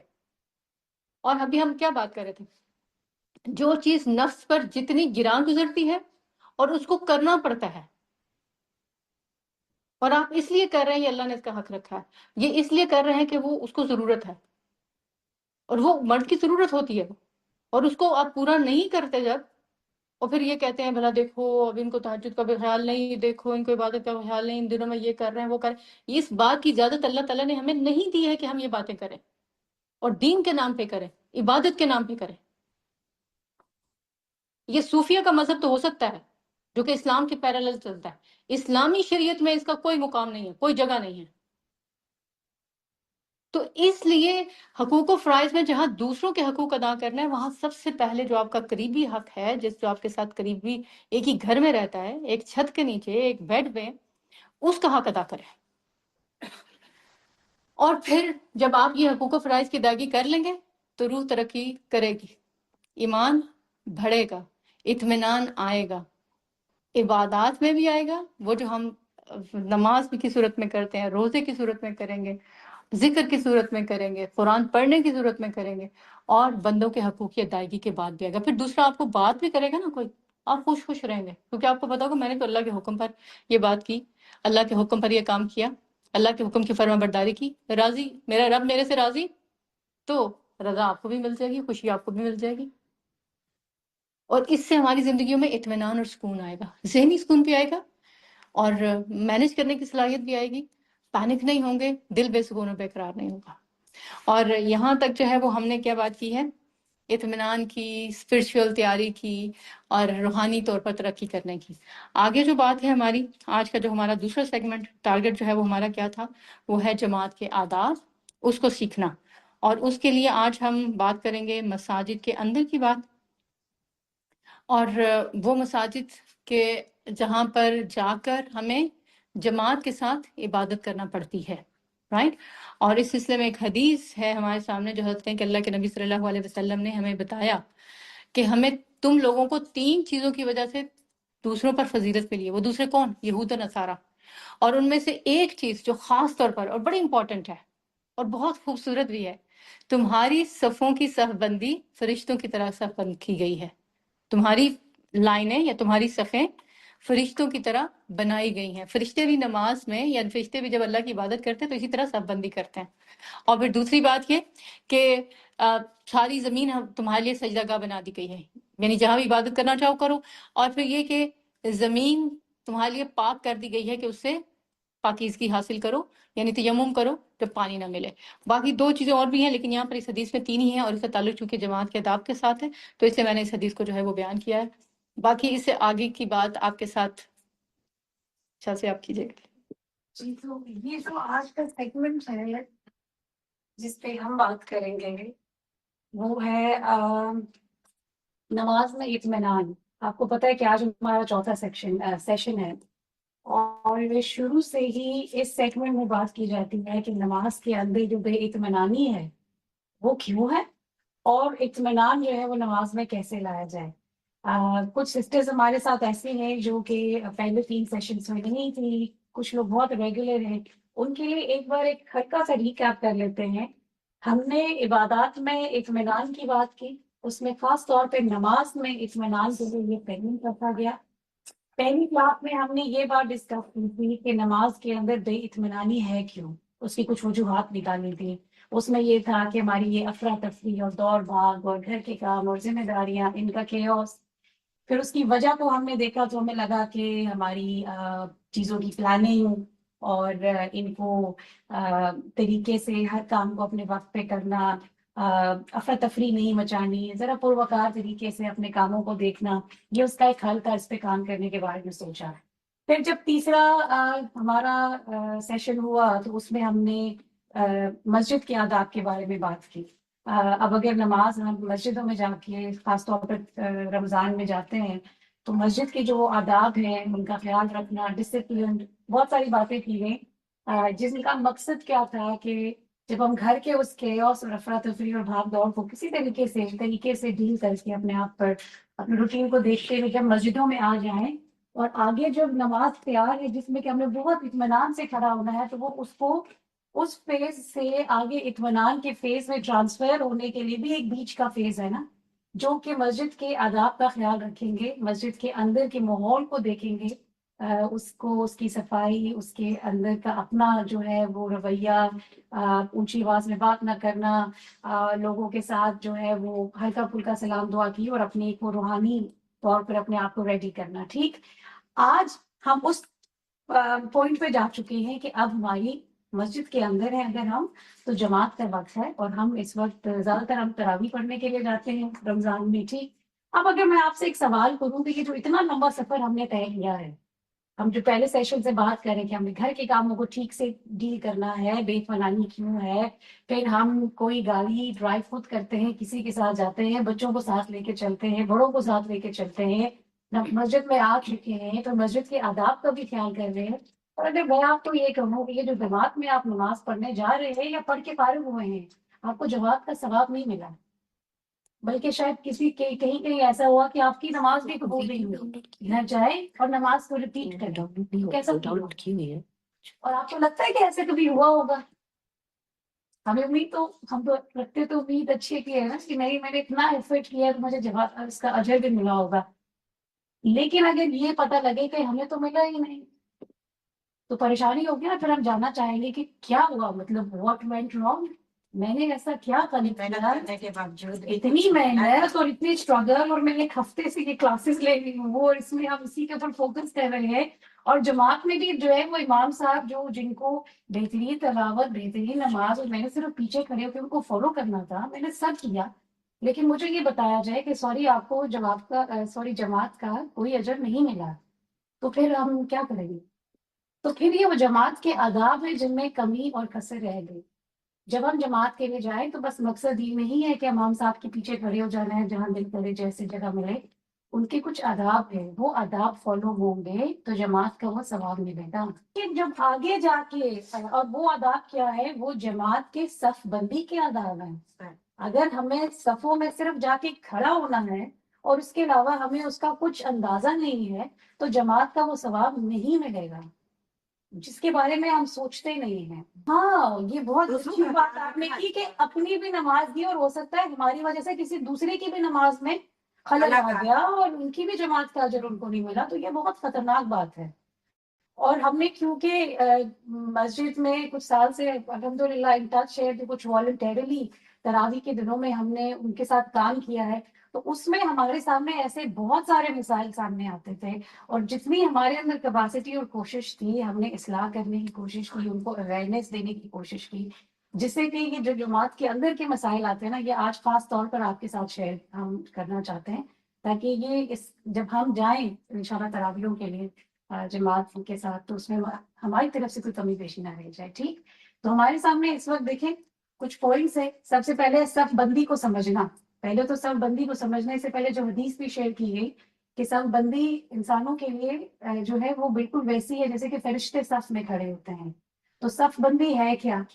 ایک تو صف بندی میں ہر طرح کا انسان، چاہے وہ اسٹیٹس میں زیادہ ہے یا کم ہے، دنیاوی لحاظ سے کامیاب ہے یا ناکام ہے، خوش لباس اور بہت ہی جو ہے وہ پوش اس کا چلنا پھرنا اوڑھنا ہے یا نہیں ہے، گورا ہے کہ سفید ہے، قد لمبا ہے کہ چھوٹا ہے، لوگوں میں بہت عزت دار ہے یا ایک آرڈینری حیثیت رکھتا ہے، اللہ کے سامنے وہ سب برابر ہیں. جب وہ سب برابر ہیں اور آپ کے دائیں اور بائیں طرف کھڑے ہیں تو پھر آپ سب اپنے آپ کو برابر سمجھیں. اور جب آپ صف کے اندر کھڑے ہوں تو آپ اس لائن کے اوپر جس پہ آپ کھڑے ہیں، کبھی کبھی جیسے ان دیکھیں ان پہ تو چلے صف ایک لائن دی گئی ہے کہ یہاں پہ آپ نے صف بندی کرنی ہے، کچھ کارپٹس پہ نہیں بھی ہوتی جب آپ مسجد جائیں، تو یہ اب آپ نے خود سے دھیان رکھنا ہے کہ آپ کے پاؤں ساتھ والے کے، اور اس پوری لائن جو صف کھڑی ہے، آپ کے پاؤں، آپ کے شولڈرز، کندھے شولڈر ٹو شولڈر، پاؤں کے ساتھ پاؤں جو ہے وہ ایک لائن میں آنے چاہیے. ٹھیک ہے، اور اپنا بھی دھیان رکھنا ہے، ساتھ والوں کا بھی، اور دور تک نظر رکھیں کہ کوئی ہے جو آپ کو لگتا ہے کہ صف کے آگے آ رہا ہے. جب ہر کوئی اپنی اپنی پوزیشن کو دیکھے گا تو جو ہے وہ سب، یہ صف بندی کو سمجھنا ہوتا ہے. پہلے دیکھیں صف میں صرف شامل نہیں ہونا، صف کو دیکھنا ہے کہ میرے اور میرے ارد گرد لوگوں کے جو صف ہے دور تک وہ کیسی جا رہی ہے. ایک پیچھے سے نظر ماری فیل ہو رہا ہوگا کہ تیزی جا رہی ہے، کچھ آگے بڑھ رہے ہیں کچھ پیچھے جا رہے ہیں، تو اس پہ دھیان رکھنا ہے. اب اس کو جوائن کرنے کے بھی دیکھیں نمبر 2 ہے پہلے آنے کی صورت میں صف بندی کے آداب. اگر ہم پہلے آ جاتے ہیں مسجد میں اور ابھی آگے کچھ لوگ ہیں تو جہاں دل کرے وہاں اپنی مرضی سے نہیں کہ یہاں پہ کیونکہ پنکھے کی ہوا اچھی آتی ہے تو بس میں نے اسی اسپاٹ کے اراؤنڈ رہنا ہے، اب جو لوگ پیچھے سے آئیں گے وہ آگے جاتے جائیں، ہمارا کوئی مسئلہ نہیں. یا میں نے ذرا جلدی نکلنا ہے تو میں بالکل کونے پہ کھڑی ہوں کہ فوراً جوتے لیے اور باہر آ گئی، میں کراؤڈ میں نہ گھسوں. اس چکر میں کیا ہوگا کہ پیچھے پیچھے رش بڑھتا جائے گا اور آگے جگہ خالی رہ جائیں گی. جب جماعت کے لیے کھڑے ہوتے ہیں اور امام صاحب جو ہے وہ بالکل نماز کے لیے ریڈی ہوتے ہیں، اس وقت پہ بہت زیادہ مسائل پیدا ہوتے ہیں کہ آگے کی صفیں مکمل نہیں ہوتی. پھر اس میں ایک اور بھی ہوتا ہے کہ بچہ لے کر آئے، اس کو اس میں ڈالا ہوا ہے کریڈل اینڈ کار سیٹ میں، اور اس کار سیٹ کو بیچ میں رکھ کے صف کے یا تو کھڑے ہو گئے یا پھر پیچھے رکھ کے کھڑے ہو گئے، اور ساتھ میں دو جو ہے وہ ایک ادھر گارڈ کے طور پہ کھڑا ہو گیا، ایک ادھر گارڈ کے طور پہ کھڑا ہو گیا. دیکھیے نہیں ایسا نہیں ہوتا، ایسا ہوتا ہے کہ چونکہ وہاں پہ لوگ اتنے چھوٹے بچوں کے ساتھ جاتے بھی نہیں، جاتے بھی ہیں تو باہر بھی. اب یہاں پر بچوں کے ساتھ خاص طور میں بات کر رہی ہوں کہ وہ آتے بھی ہیں، شوق بھی ہے، اور پھر جو ہے وہ پھر یہ سارا میس بھی کریٹ ہوتا ہے. انشاءاللہ اس کے اوپر ہم اگلے سیشن بات کریں گے، لیکن بتا رہے کہ پرابلمس کیا کیا ہوتے ہیں. جی کیری آن. ٹھیک ہے جی. تو اگر بچے ساتھ ہیں بھی تو اپنی پوزیشن کو ایسا رکھا جائے کہ آگے سے آگے صفوں میں جایا جائے، لیکن بچوں کو کارنر میں کر دیا جائے. آپ ایسے کارنر میں کھڑے ہو کہ آپ کے بچے صف کے باہر آخری کارنر کے سائڈ پہ ہوں ٹھیک، تاکہ بچے درمیان ہی نہ آئے. اس پہ جیسے سامنے جی نے کہا کہ پلیسمنٹ کیسے کرنی ہے اس پہ بعد میں بات کریں گے.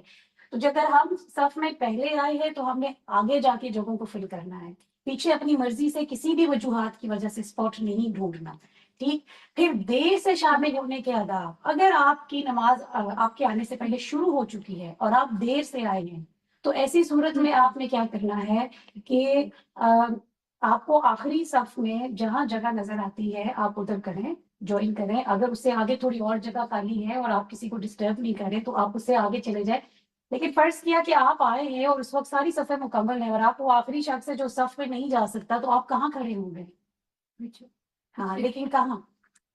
مڈل میں. آپ نے صف بندی مڈل میں کرنی ہے. آپ چاہیں تو آپ اکیلا شخص ہو سکتے ہیں اس مکمل صف کے پیچھے، کیونکہ اب اس صف میں اینڈ ٹو اینڈ آپ کی کوئی جگہ نہیں ہے. تو آپ نے اپنی مرضی سے کسی کونے میں رائٹ میں نہیں کھڑے ہونا، کیونکہ اور لوگوں کا بھی آنے کا چانس ہے نا. تو صف بندی درمیان سے شروع ہوتی ہے. آپ بالکل آ کے مڈل میں کھڑے ہوں گے. ہاں اب یہ کسی ایک اور شخص پہ ہے کہ وہ چاہے تو وہ تھوڑا کارنر والا بندہ آپ کے ساتھ آ کے جوائن کر لے تاکہ آپ کے ساتھ بندی ہو جائے، ورنہ اگر آپ اکیلے بھی کھڑے ہیں تو آپ کھڑے ہو سکتے ہیں، وہاں سے نماز کریں گے. اب جو لوگ اور پیچھے سے آئیں گے ان کو جانا ہے آپ کے رائٹ اور لیفٹ پہ. اگر if you're the second person to join the صف تو آپ رائٹ پہ جائیں گے، لیفٹ پہ پھر اور لوگ رائٹ اینڈ لیفٹ. تو سینٹرلی صف جو ہے وہ کونوں تک گرو کرے گی ٹھیک. یہ آنے کی اس صورت میں جب آپ لیٹ آتے ہیں. جماعت کے دوران بیچ صف میں سے نکلنے کی بھی آداب ہے. اگر آپ کا ریزن تو یہی بنتا ہے نا کہ وضو ریفریش کرنا ہے ٹھیک ہے، ایسے ایکسیڈنٹس ہو جاتے ہیں. اس صورت میں آپ خاموشی سے نکل جائیں. آپ تو نکل گئے، اب آپ جب نکلے تو آپ دیکھیں کہ آپ نے جاتے ہوئے لوگوں کے اوپر سے چھلانگے نہیں، کم سے کم نقصان پہنچاتے ہوئے کارنر کی طرف ٹارگٹ کریں اور پھر کارنر سے آپ باہر نکل جائیں ایسے طریقے سے کہ لوگوں کی نماز خراب نہ ہو. اچھا اب جو لوگ وہاں موجود ہیں جو کہ وہ شخص جا چکا ہے، وہاں آتا ہے خطرہ لوگوں کی نمازیں خراب ہونے کا. آپ تو چلے گئے، اب وہ لوگ جو وہ گیپ ہے وہ ویسا کا ویسا ہی رہے، یہ سمجھ کے کہ ہماری ذمہ داری نہیں ہے، مطلب ہمارا تو کوئی قصور نہیں ہے. لیکن وہ جب تک گیپ ہے نا، وہ نماز جو لوگ پڑھ رہے ہیں اس کے اراؤنڈ ان کے لیے بہت خطرہ ہے. ابھی کس کی ذمہ داری ہے اس گیپ کو فل کرنا؟ وہ بندہ واپس آئے گا وضو کر کے تو اپنی جگہ پہ آئے. ہاں جی، جو ڈائریکٹلی پیچھے کھڑا ہے وہ آگے آئے فوری. بیچ نماز نہیں، نماز کو کچھ نہیں ہوگا ایز لانگ ایز کہ آپ اپنا پورا پاؤں اٹھا کے ایسے نہیں آتے. آپ پاؤں نہ اٹھائیں، پاؤں کو زمین کے ساتھ یوں رب کرتے ہوئے گھسیٹتے ہوئے اپنی جگہ بدل لیں. جتنا مرضی لمبا آپ آگے چلے جائیں آپ کی نماز پہ کوئی فرق نہیں پڑے گا. اگر وہ پیچھے والا شخص آگے نہیں آ رہا تو پھر سائڈ والے اس کو اسکویز ان کریں، کچھ نہ کچھ کر کے اس بیچ اسپیس کو فل ان کریں. اگر ایسا نہیں ہوگا تو جماعت کا ثواب آپ کو نہیں مل رہا. وہ لوگ کی جن کی ذمہ داری بنتی ہے اس کو فل ان کرنے کی، جماعت میں خلل آ گیا. اور یہ کوئی چھوٹی بات نہیں ہے، دس از ناٹ سم تھنگ. یہ تو اچھا دیکھیں جی، اور دیکھیں آپ اگر کوئی نہ سنے آپ کی تو پھر آپ کیا کریں گے؟ بولنا بند کر دیں گے، کہنا بند کر دیں گے. بعض لوگوں کو جب میں یہ کہتی تھی نا کہ آپ ان کو کہیں اور آپ کہیں اگلی صف کو، کیونکہ وہ آگے کھڑے ہوتے تھے تو آگے سے مجھے جواب دیتے تھے ان کو کہہ کے کون اپنی بےزتی کرائے. انہوں نے کون سا سننا ہے؟ کیا اللہ کے نبی صلی اللہ علیہ وسلم نے یا اللہ تعالیٰ نے ہمارے لیے کرائٹیریا سیٹ کیا ہے کہ اگر کوئی سنے گا تو پھر تم نے بولنا ہے؟ اگر یہ ہوتا تو پھر آپ صلی اللہ علیہ وسلم انہی کو سناتے جو سنتے تھے. تو پھر کیا کرنا چاہیے؟ اگر لوگ برا مناتے ہیں، نہیں جی میں یہی پوچھ رہی ہوں. ہم جب تک ہماری اصلاح نہیں ہوگی ہم دوسروں کی اصلاح نہیں کر سکتے. ہماری اصلاح کی ضرورت ہمیں. کیا ہم نے ابھی ہم بات کر رہے تھے کہ کیا ہم نے اپنے رویے لوگوں کے عمل کے تابع کرنے ہیں؟ لوگوں کو برا لگتا ہے تو ہم اچھی بات کرنا چھوڑ دیں گے؟ لوگ ہماری اچھی بات کی وجہ سے بری باتیں کرنا کیوں نہیں چھوڑ دیتے؟ کبھی یہ سوچا ہم نے کہ یہ کیوں نہیں چھوڑے اپنی حرکت کو؟ اگر وہ مائنڈ کر رہے ہیں آپ اس وقت چپ کر جائیں، لیکن آپ نے اپنا کام کرنا ہے اور انتظامیہ کو ساتھ ملائیں.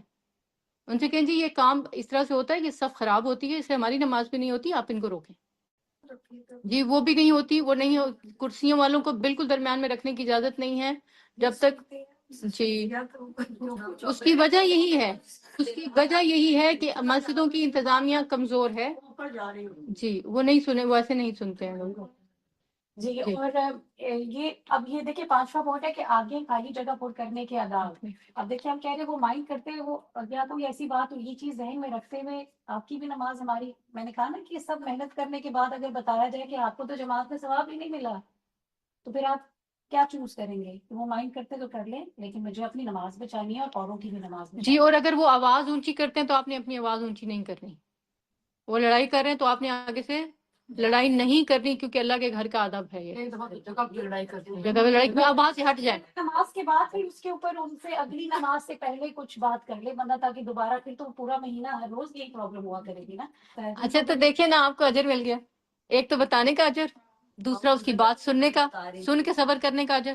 ہمیں یہ باتیں بری لگ جاتی ہیں، لیکن ہم اس وقت یہ نہیں سوچتے کہ یہ وہ چیز ہے کہ یہ وہ چیز ہے جس کے اوپر میرے نبی نے صبر کیا اور میں نبی کی سنت پر عمل کیا، اور اللہ تعالیٰ کا شکر ہے کہ اللہ نے اس بات کی وجہ سے مجھے ایک سنت زندہ کرنے کی توفیق دے دی ہے نا. نمبر 6، صف میں واپس شامل ہونے کے آداب. اب اگر آپ وضو ریفریش کرنے گئے تو آپ کدھر جائیں گے؟ آپ واپس چھلانگ مار کے ادھر جہاں سے کہ میں نے نکالا تھا. آپ سمجھے، آپ اب آ رہی ہیں. وہ آگے والی جو آپ کی نماز چھوٹ کی، وہ ارد کے لوگوں کی اب ذمہ داری ہے. اگر انہوں نے نہیں فل کیا، ان کی نماز ڈسٹرب ہوگی. اب آپ کا کام ہے، آپ سب سے اینڈ پہ جہاں تک آپ کی ریچ ہے، جہاں تک آپ جا سکتے ہیں، وہاں پہ آپ کھڑے ہیں. ٹھیک ہے، جتنی اگلی صف میں. یہ صف میں واپس شامل ہونے کے آداب ہے. سب بندی کو برقرار رکھنے کو اپنی ذمہ داری سمجھنا. This is not someone else's problem. میرے آگے گیپ ہے، یہ میری ذمہ داری ہے کہ مجھے اس گیپ کو فل کرنا. میں کو نہیں یہ چلا جائے یا یہ کیوں نہیں گیا یا یہ مائنڈ کرے گا، یہ آپ کی ذمہ داری ہے. جب میں یہاں سے ہٹوں تو پھر میرے سے پیچھے والے کی ذمہ داری ہے یہ. دس از ناٹ اے جوک. کس وجوہات کی وجہ سے ہماری کہیں اجر جو ہے اس میں کمی نہ رہ جائے. ٹھیک ہے، تو یہ اور پھر ہماری اطمینان بھی اور اجر بھی انشاءاللہ. تو یہاں پہ ہم اپنے سیگمنٹ کو مکمل کرتے ہیں. کافی ٹائم لے لیا. نہیں نیکسٹ ٹائم کوئی آپ کو یہ کہے نا یہاں میری فرینڈ بیٹھی ہے، یا پھر یہ کہ میں جب اپنی فرینڈ کے ساتھ بیٹھوں گی تو آپ ان سے یہ کہیے گا مجھے بھی پلیز فرینڈ بنا لے. کوئی کہے جی میری بہن، میں اپنی بہن کہ مجھے اسلامی بہن بنا لے آج سے. جی اچھا جی. دیکھیں، آپ نے ایک بات کی ہے، سوال پوچھا ہے کہ جو چیئرز ہیں ان کا کیا رول ہے. ویسے تو یہ جو چیئرز والے لوگ ہیں نا، اگر ان کو واقعی اتنا پرابلم ہے کہ یہ بغیر چیئر کے نماز نہیں پڑھ سکتے، ان کو مسجد میں نہیں آ کے نماز پڑھنا چاہیے. کیوں اور کیوں؟ اللہ کے لیے دے دیں نا آپ. نہیں، میں یہ بات کہہ رہی ہوں، دیکھیں بعض جن کو اتنا پرابلم ہے نا اور وہ نہیں آ سکتے، اور ان کی وجہ سے صف بھی خراب ہوتی ہے، ماحول بھی خراب ہوتا ہے، ان کو نہیں آنا چاہیے. کیوں نہیں آنا چاہیے؟ میں یہ نہیں کہہ رہی کہ وی آر بائسڈ اور لائک کہ نہیں آنا چاہیے ایسے نہیں. ان کی گھر میں جو عبادت ہے وہ اس وقت افضل ہے. ٹھیک ہے، نفل نماز ویسے بھی گھر کی افضل ہے، لیکن ہمیں چونکہ قرآن نہیں آتا اور ہم تراویح میں چاہتے ہیں کہ شامل ہوں اجتماعی عبادت میں، تو ہم شامل ہوتے ہیں. جس کے اندر یہ طاقت ہے وہ جائے، جس میں طاقت نہیں ہے، جس نے جا کے چیئر پہ بیٹھنا ہے، وہ اپنے گھر کے کونے میں نماز پڑھے. اس کی وہ نماز، عورت کی نماز خاص طور پر، وہ کہاں کی افضل ہے؟ گھر کے کونے کی نماز افضل ہے اس کی. ٹھیک ہے، تو وہ آپ پھر کوشش کریں کہ اس وقت جا کے صف عبادت کا حصہ ہے، عبادت کا پارٹ ہے. آپ اپنی عبادت کا شوق میں پوری صف کی عبادت خراب کر رہے ہیں، پورا ماحول خراب کر رہے ہیں. وہ میں نے ایک خاتون کو اس بات پہ لڑتے ہوئے دیکھا کہ وہ دائیں کنارے پہ وہ اینڈ پہ فرشتے کھڑے ہوتے ہیں. میں نے تو ادھر ہی کھڑے ہوئے. اب کیا فرشتے لڑائی کرنے والوں کے ساتھ کھڑے ہوتے ہیں؟ جہاں لڑائی ہوتی ہے وہاں سے تو فرشتے چلے جاتے ہیں. تو یہ کہ یہ باتیں علم کے ساتھ آئیں گی. میں یہی بات کہہ رہی ہوں، علم جتنا پھیلائیں گے اس میں ہمارا ہی فائدہ ہے. ہماری عبادت خراب نہیں ہوگی، ہم اطمینان اور سکون سے کھڑے رہیں گے. علم والا بندہ بے علموں کے درمیان جا کے کھڑا ہو جائے، وہ جھنجھلاتا زیادہ ہے، عبادت کم کرتا ہے نا. آپ کو احساس ہوتا ہوگا اس تراویح میں، خاص طور پہ جب آپ کو پتا ہو یہ صف بنانی ہے میں نے، اور جو ساتھ والا ہے وہ پیچھے پیچھے ہوتا جا رہا ہے. آپ جیسے ہی ادھر کو ہونے کی کوشش کرتے ہیں وہ اور پیچھے کو کھسک جاتا ہے. تو یہ اس لیے ضروری ہے کہ علم خود بھی لیں. اب اس میں پرابلم تو ہوتی ہے، لیکن ساتھ میں دینے والے میں دینے میں بھی اتنی پرابلم آتی ہے. تو وہاں پر ان دونوں جگہوں پر جو ہے وہ صبر کرنا. آگے چلتے ہیں اپنی نماز کی دعا کی طرف. پچھلی دعائیں ان کو ریپیٹ کریں یا پھر یہ کہ آگے چلیں؟ اچھا جی. جو نئے لوگ آئے ہیں وہ ان کا کیا قصور ہے؟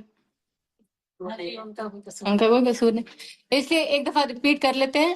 اچھا جی، آپ اپنی دعا نکالیں، ایک دفعہ ریپیٹ کریں گے تاکہ وہ بھی ہمارے ساتھ اس میں شریک ہو جائیں. اچھا جی. پہلی دعا تھی ہماری قیام کی دعا، اور وہ کیا تھی؟ اللہم باعد بینی و بین خطایای کما بعدت بین المشرق والمغرب اللہم نقنی من الخطایا کما ینقی الثوب الابیض من الدنس اللہم اغسل خطایای بالماء والثلج والبرد. دوسری دعا کون سی تھی؟ رکوع کی جی سبحانک اللہ. اللہ نہیں کریں گے، اس کو کیا کریں گے؟ سبحانک اللہم. سبحانک اللہم ربنا وبحمدک اللہم اغفر لی. سبحانک اللہم ربنا وبحمدک اللہم اغفر لی. اچھا، اور تھرڈ دعا کون سی تھی؟ قوما کی دعا.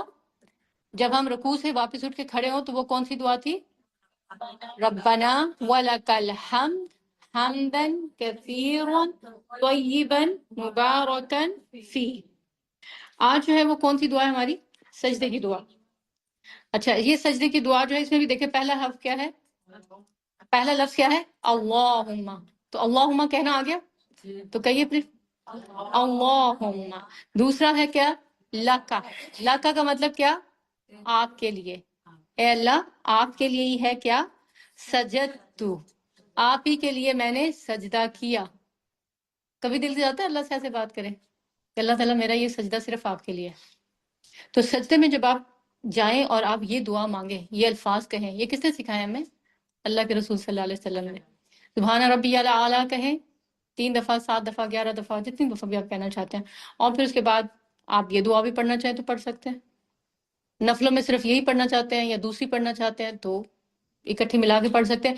جو ہم نے رکوع کی دعا کی تھی نا، سبحانک اللہم ربنا وبحمدک اللہم اغفر لی، وہ سجدے کے اندر بھی پڑھی جاتی ہے. آپ صلی اللہ علیہ وسلم اس کو سجدے میں بھی پڑھتے تھے. رکوع بھی سجدے کا ہی حصہ ہے.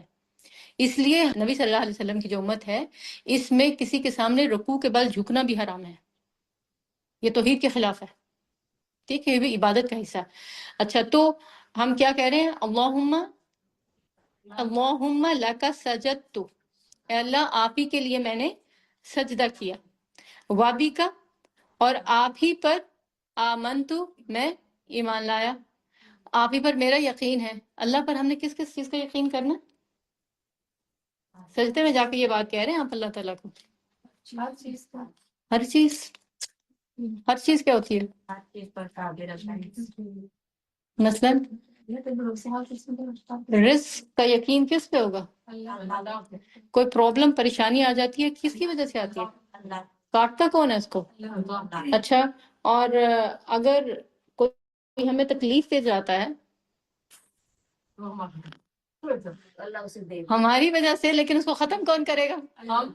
اللہ ہی کرے گا، ہے نا؟ تو اللہ کے اوپر جب ہم نے یقین کی بات کرنی ہے تو ہر قسم کا یقین جس میں ہمیں پرابلم آتی ہے، اور ہم ہر وقت کسی نہ کسی پرابلم کی لپٹ میں رہتے ہیں، تو یہ بات کہ اللہ تعالیٰ میرا آپ ہی کے اوپر ایمان ہے، میرا آپ ہی کے اوپر جو ہے وہ یقین ہے.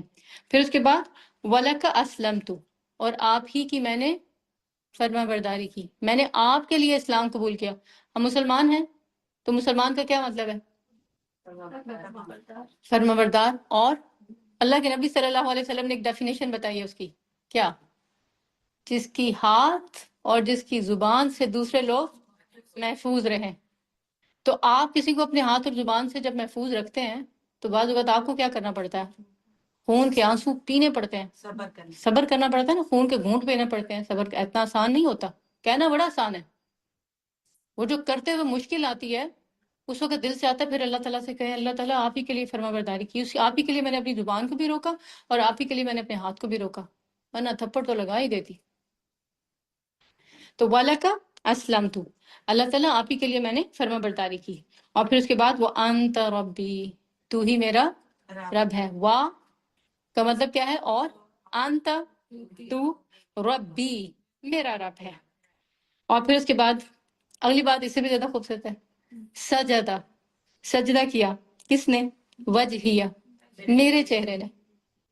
سجدہ کیا میرے چہرے نے. اور کیا کس کو؟ للذی، اس کو، خلقہ، جس نے اس کو پیدا کیا. میرے چہرے کو کس نے بنایا؟ اللہ تعالیٰ نے. اور اللہ کے نبی صلی اللہ علیہ وسلم نے چہرے کے لیے خاص طور پر کیا کہا؟ کہ اس پر مت مارو، کیونکہ اس کو اللہ نے اپنے ہاتھ سے بنایا. یعنی میرا اور آپ کا چہرہ کس نے بنایا؟ اللہ نے اپنے ہاتھ سے بنایا. اور اتنے سالوں کی محنت ہے اس کے اوپر. ہمارے چہرے پر، ہمارے جسم پر، ہمیں اس دنیا میں بسانے کے لیے لاکھوں سال کی. کبھی ڈیٹیل میں انشاءاللہ اس کے اوپر بھی بات کریں گے انشاءاللہ دورہ قرآن میں. اور بڑی خوبصورت بات ہے، انسان جب جب ان کو سوچتا ہے تو امپریس ہوتا ہے کہ اچھا اللہ کو اتنی پرواہ ہے انسان کی، اللہ کو اتنی پرواہ ہے میری. ہم کہتے ہیں میرا کچھ ہے ہی نہیں، اور اللہ تعالیٰ کہتے ہیں دیکھو میں نے تمہارے لیے ساری دنیا پیدا کر دی، سارا جہان بنا دیا. تو یہاں پر کیا ہے کہ سجدہ وجہیہ، میرے چہرے نے سجدہ کیا، للذی، اس ذات کو یا اسے، خلقہ جس نے اسے تخلیق کیا، وصورہ، اور اس کی صورت بنائی. آپ نے کبھی دیکھا ہے خاص طور پر وہ پکچرز جو ماں کے پیٹ میں وہ 3D اسکین کے ساتھ آ رہی ہوتی ہیں، اور اس میں وہ بچے کا چہرہ بنا ہوتا ہے لیکن اس میں بھی آنکھیں نہیں بنی ہوتی، منہ نہیں بنا ہوتا، کچھ نہیں ہوتا، وہ صرف ابھی چہرے کا کیا ہے، ڈرا ہوا ہوتا ہے. اور پھر اس کے اوپر جو تصویر کشی ہوتی ہے، پھر وہ آنکھیں بنتی ہیں، پھر پلکیں بنتی ہیں، پھر اوپر والی جو ہے وہ یہ لیشز بنتی ہیں، پلکیں بنتی ہیں، نوز بنتا ہے، لپس بنتے ہیں، کتنی خوبصورتی ہے اس چہرے کے اندر. پھر بال بنتے ہیں، کان بنتے ہیں، کان تو خیر سب سے پہلے بنتے ہیں، لیکن بہرحال یہ بتا رہی ہوں کہ وہ کیا خوبصورتی ہے پھر اس میں. تو وہ پھر اللہ تعالیٰ وہ صورت گری کرتا ہے. پھر اس کے بعد اگلی بات کیا ہے، وَشَقَّ سَمْعَهُ، اور اس نے بنایا کس کو، سمعہ، کانوں کو، وَبَصَرَهُ، اور آنکھوں کو. کتنی کتنی باتیں جب اللہ تعالیٰ سے کر سکتے ہیں سجدے میں. اور دیکھیں یہ شقہ والی جو بات ہے نا، یہاں پر ورڈ ہے شقہ یوز ہوا، ٹرانسلیشن میں آپ کو اس کا کیا پتہ چل رہا ہے، میننگ بنایا. شق کہتے ہیں کسی چیز کو پھاڑ کے اس کے اندر سے جو ہے وہ چیز کو نکالنا. تو وہ شق سمعہ وبصرہ، اور پھر اس کے بعد آخری بات اللہ تعالیٰ کی تعریف، تبارک اللہ، بڑا ہی برکت والا ہے اللہ تعالیٰ. اور وہ کون ہے، احسن الخالقین، سب تخلیق کاروں میں سے سب سے بہترین تخلیقات، سب سے اچھا بنانے والا، سب سے اچھا تخلیق کرنے والا. تو اتنی خوبصورت دعا جب آپ سجدے میں کریں گے تو آپ کا اللہ سے قرب بڑھے گا، معرفت بھی بڑھے گی، خشیت اور رعب بھی آئے گا. جو یہ چہرہ بنا سکتا ہے کیا وہ اس چہرے کو بگاڑ نہیں سکتا؟ بگاڑ سکتا ہے نا. اور جو چہرے کو بگاڑ سکتا ہے کیا وہ جو آنکھیں اس نے بنائی ہیں ان کو واپس نہیں لا سکتا؟ جو کان اس نے دیے ہیں واپس نہیں لے سکتا؟ جیسے اس نے شک کر کے ان کو بنایا ہے کیا وہ لیول نہیں برابر کر سکتا؟ تو انسان پھر اللہ سے ڈرتا ہے. اور پھر جس طرح انسان سجدے میں اپنا سر رکھتا ہے، اپنی آنکھیں، اپنے کان، یہ جو دماغ کا یہ پارٹ ہے نا ہمارا، یہ اسے کہتے ہیں یہ سوچ کا وہ مرکز ہے. یعنی ہمارے ذہن میں جتنی سوچیں پیدا ہوتی ہیں، جتنی ہم کسی چیز کو جج کرتے ہیں نا، کسی چیز کے بارے میں اچھے اور اس کے برے ہونے کا فیصلہ کرتے ہیں، وہ یہاں سے ہوتا ہے، ادھر سے کرتے ہیں. اور اس چیز کو جب ہم اللہ تعالیٰ کے سامنے جھکاتے ہیں اس کو، تو کیا کہتے ہیں اللہ کو، کہ میں نے اپنی سوچیں، اپنے خیالات، اپنے آئیڈیاز، بڑے بڑے پلانز، سب کے ساتھ فارورڈ تھنکنگ، اور بعض تھنکر ہی ہوتے ہیں نا لوگ، اچھا میں نے یہ سب آپ کے سامنے جھکا دی ہیں. چہرے میں یہ سب چیزیں جو ہے وہ شامل ہیں. اور میں نے اپنے کانوں کو، اپنی آنکھوں کو آپ کے تابع کر دیا ہے. تو زبان سے یہ کہیں گے، دل اس کی تصدیق کرے گا، تو انشاءاللہ عمل میں وہ چیز پیدا ہوگی. اللہ تعالیٰ جو دعائیں ہم نے یاد کی ہیں ان کی ادائیگی ان کے بامانی طریقے سے ہمیں کرنے کی توفیق عطا فرمائے. اور جب ان کو پڑھیں تو اللہ کی خشیت میں بھی اضافہ ہو اور اللہ کی معرفت میں بھی اضافہ ہو. اللہ تعالیٰ ان الفاظ کو ہمارے سے قبول بھی کرے، ہمارا یہاں بیٹھنا، آنا اور سننا قبول کرے، اور اس میں جو ہم نے حاصل کی ہے اس پر ہمیں عمل کرنے کی توفیق عطا کرے. ربنا تقبل منا انک انت السمیع العلیم وتب علینا انک انت التواب الرحیم. سبحان ربک رب العزۃ عما یصفون وسلام علی المرسلین والحمد للہ رب العالمین. آمین. السلام علیکم ورحمۃ اللہ وبرکاتہ.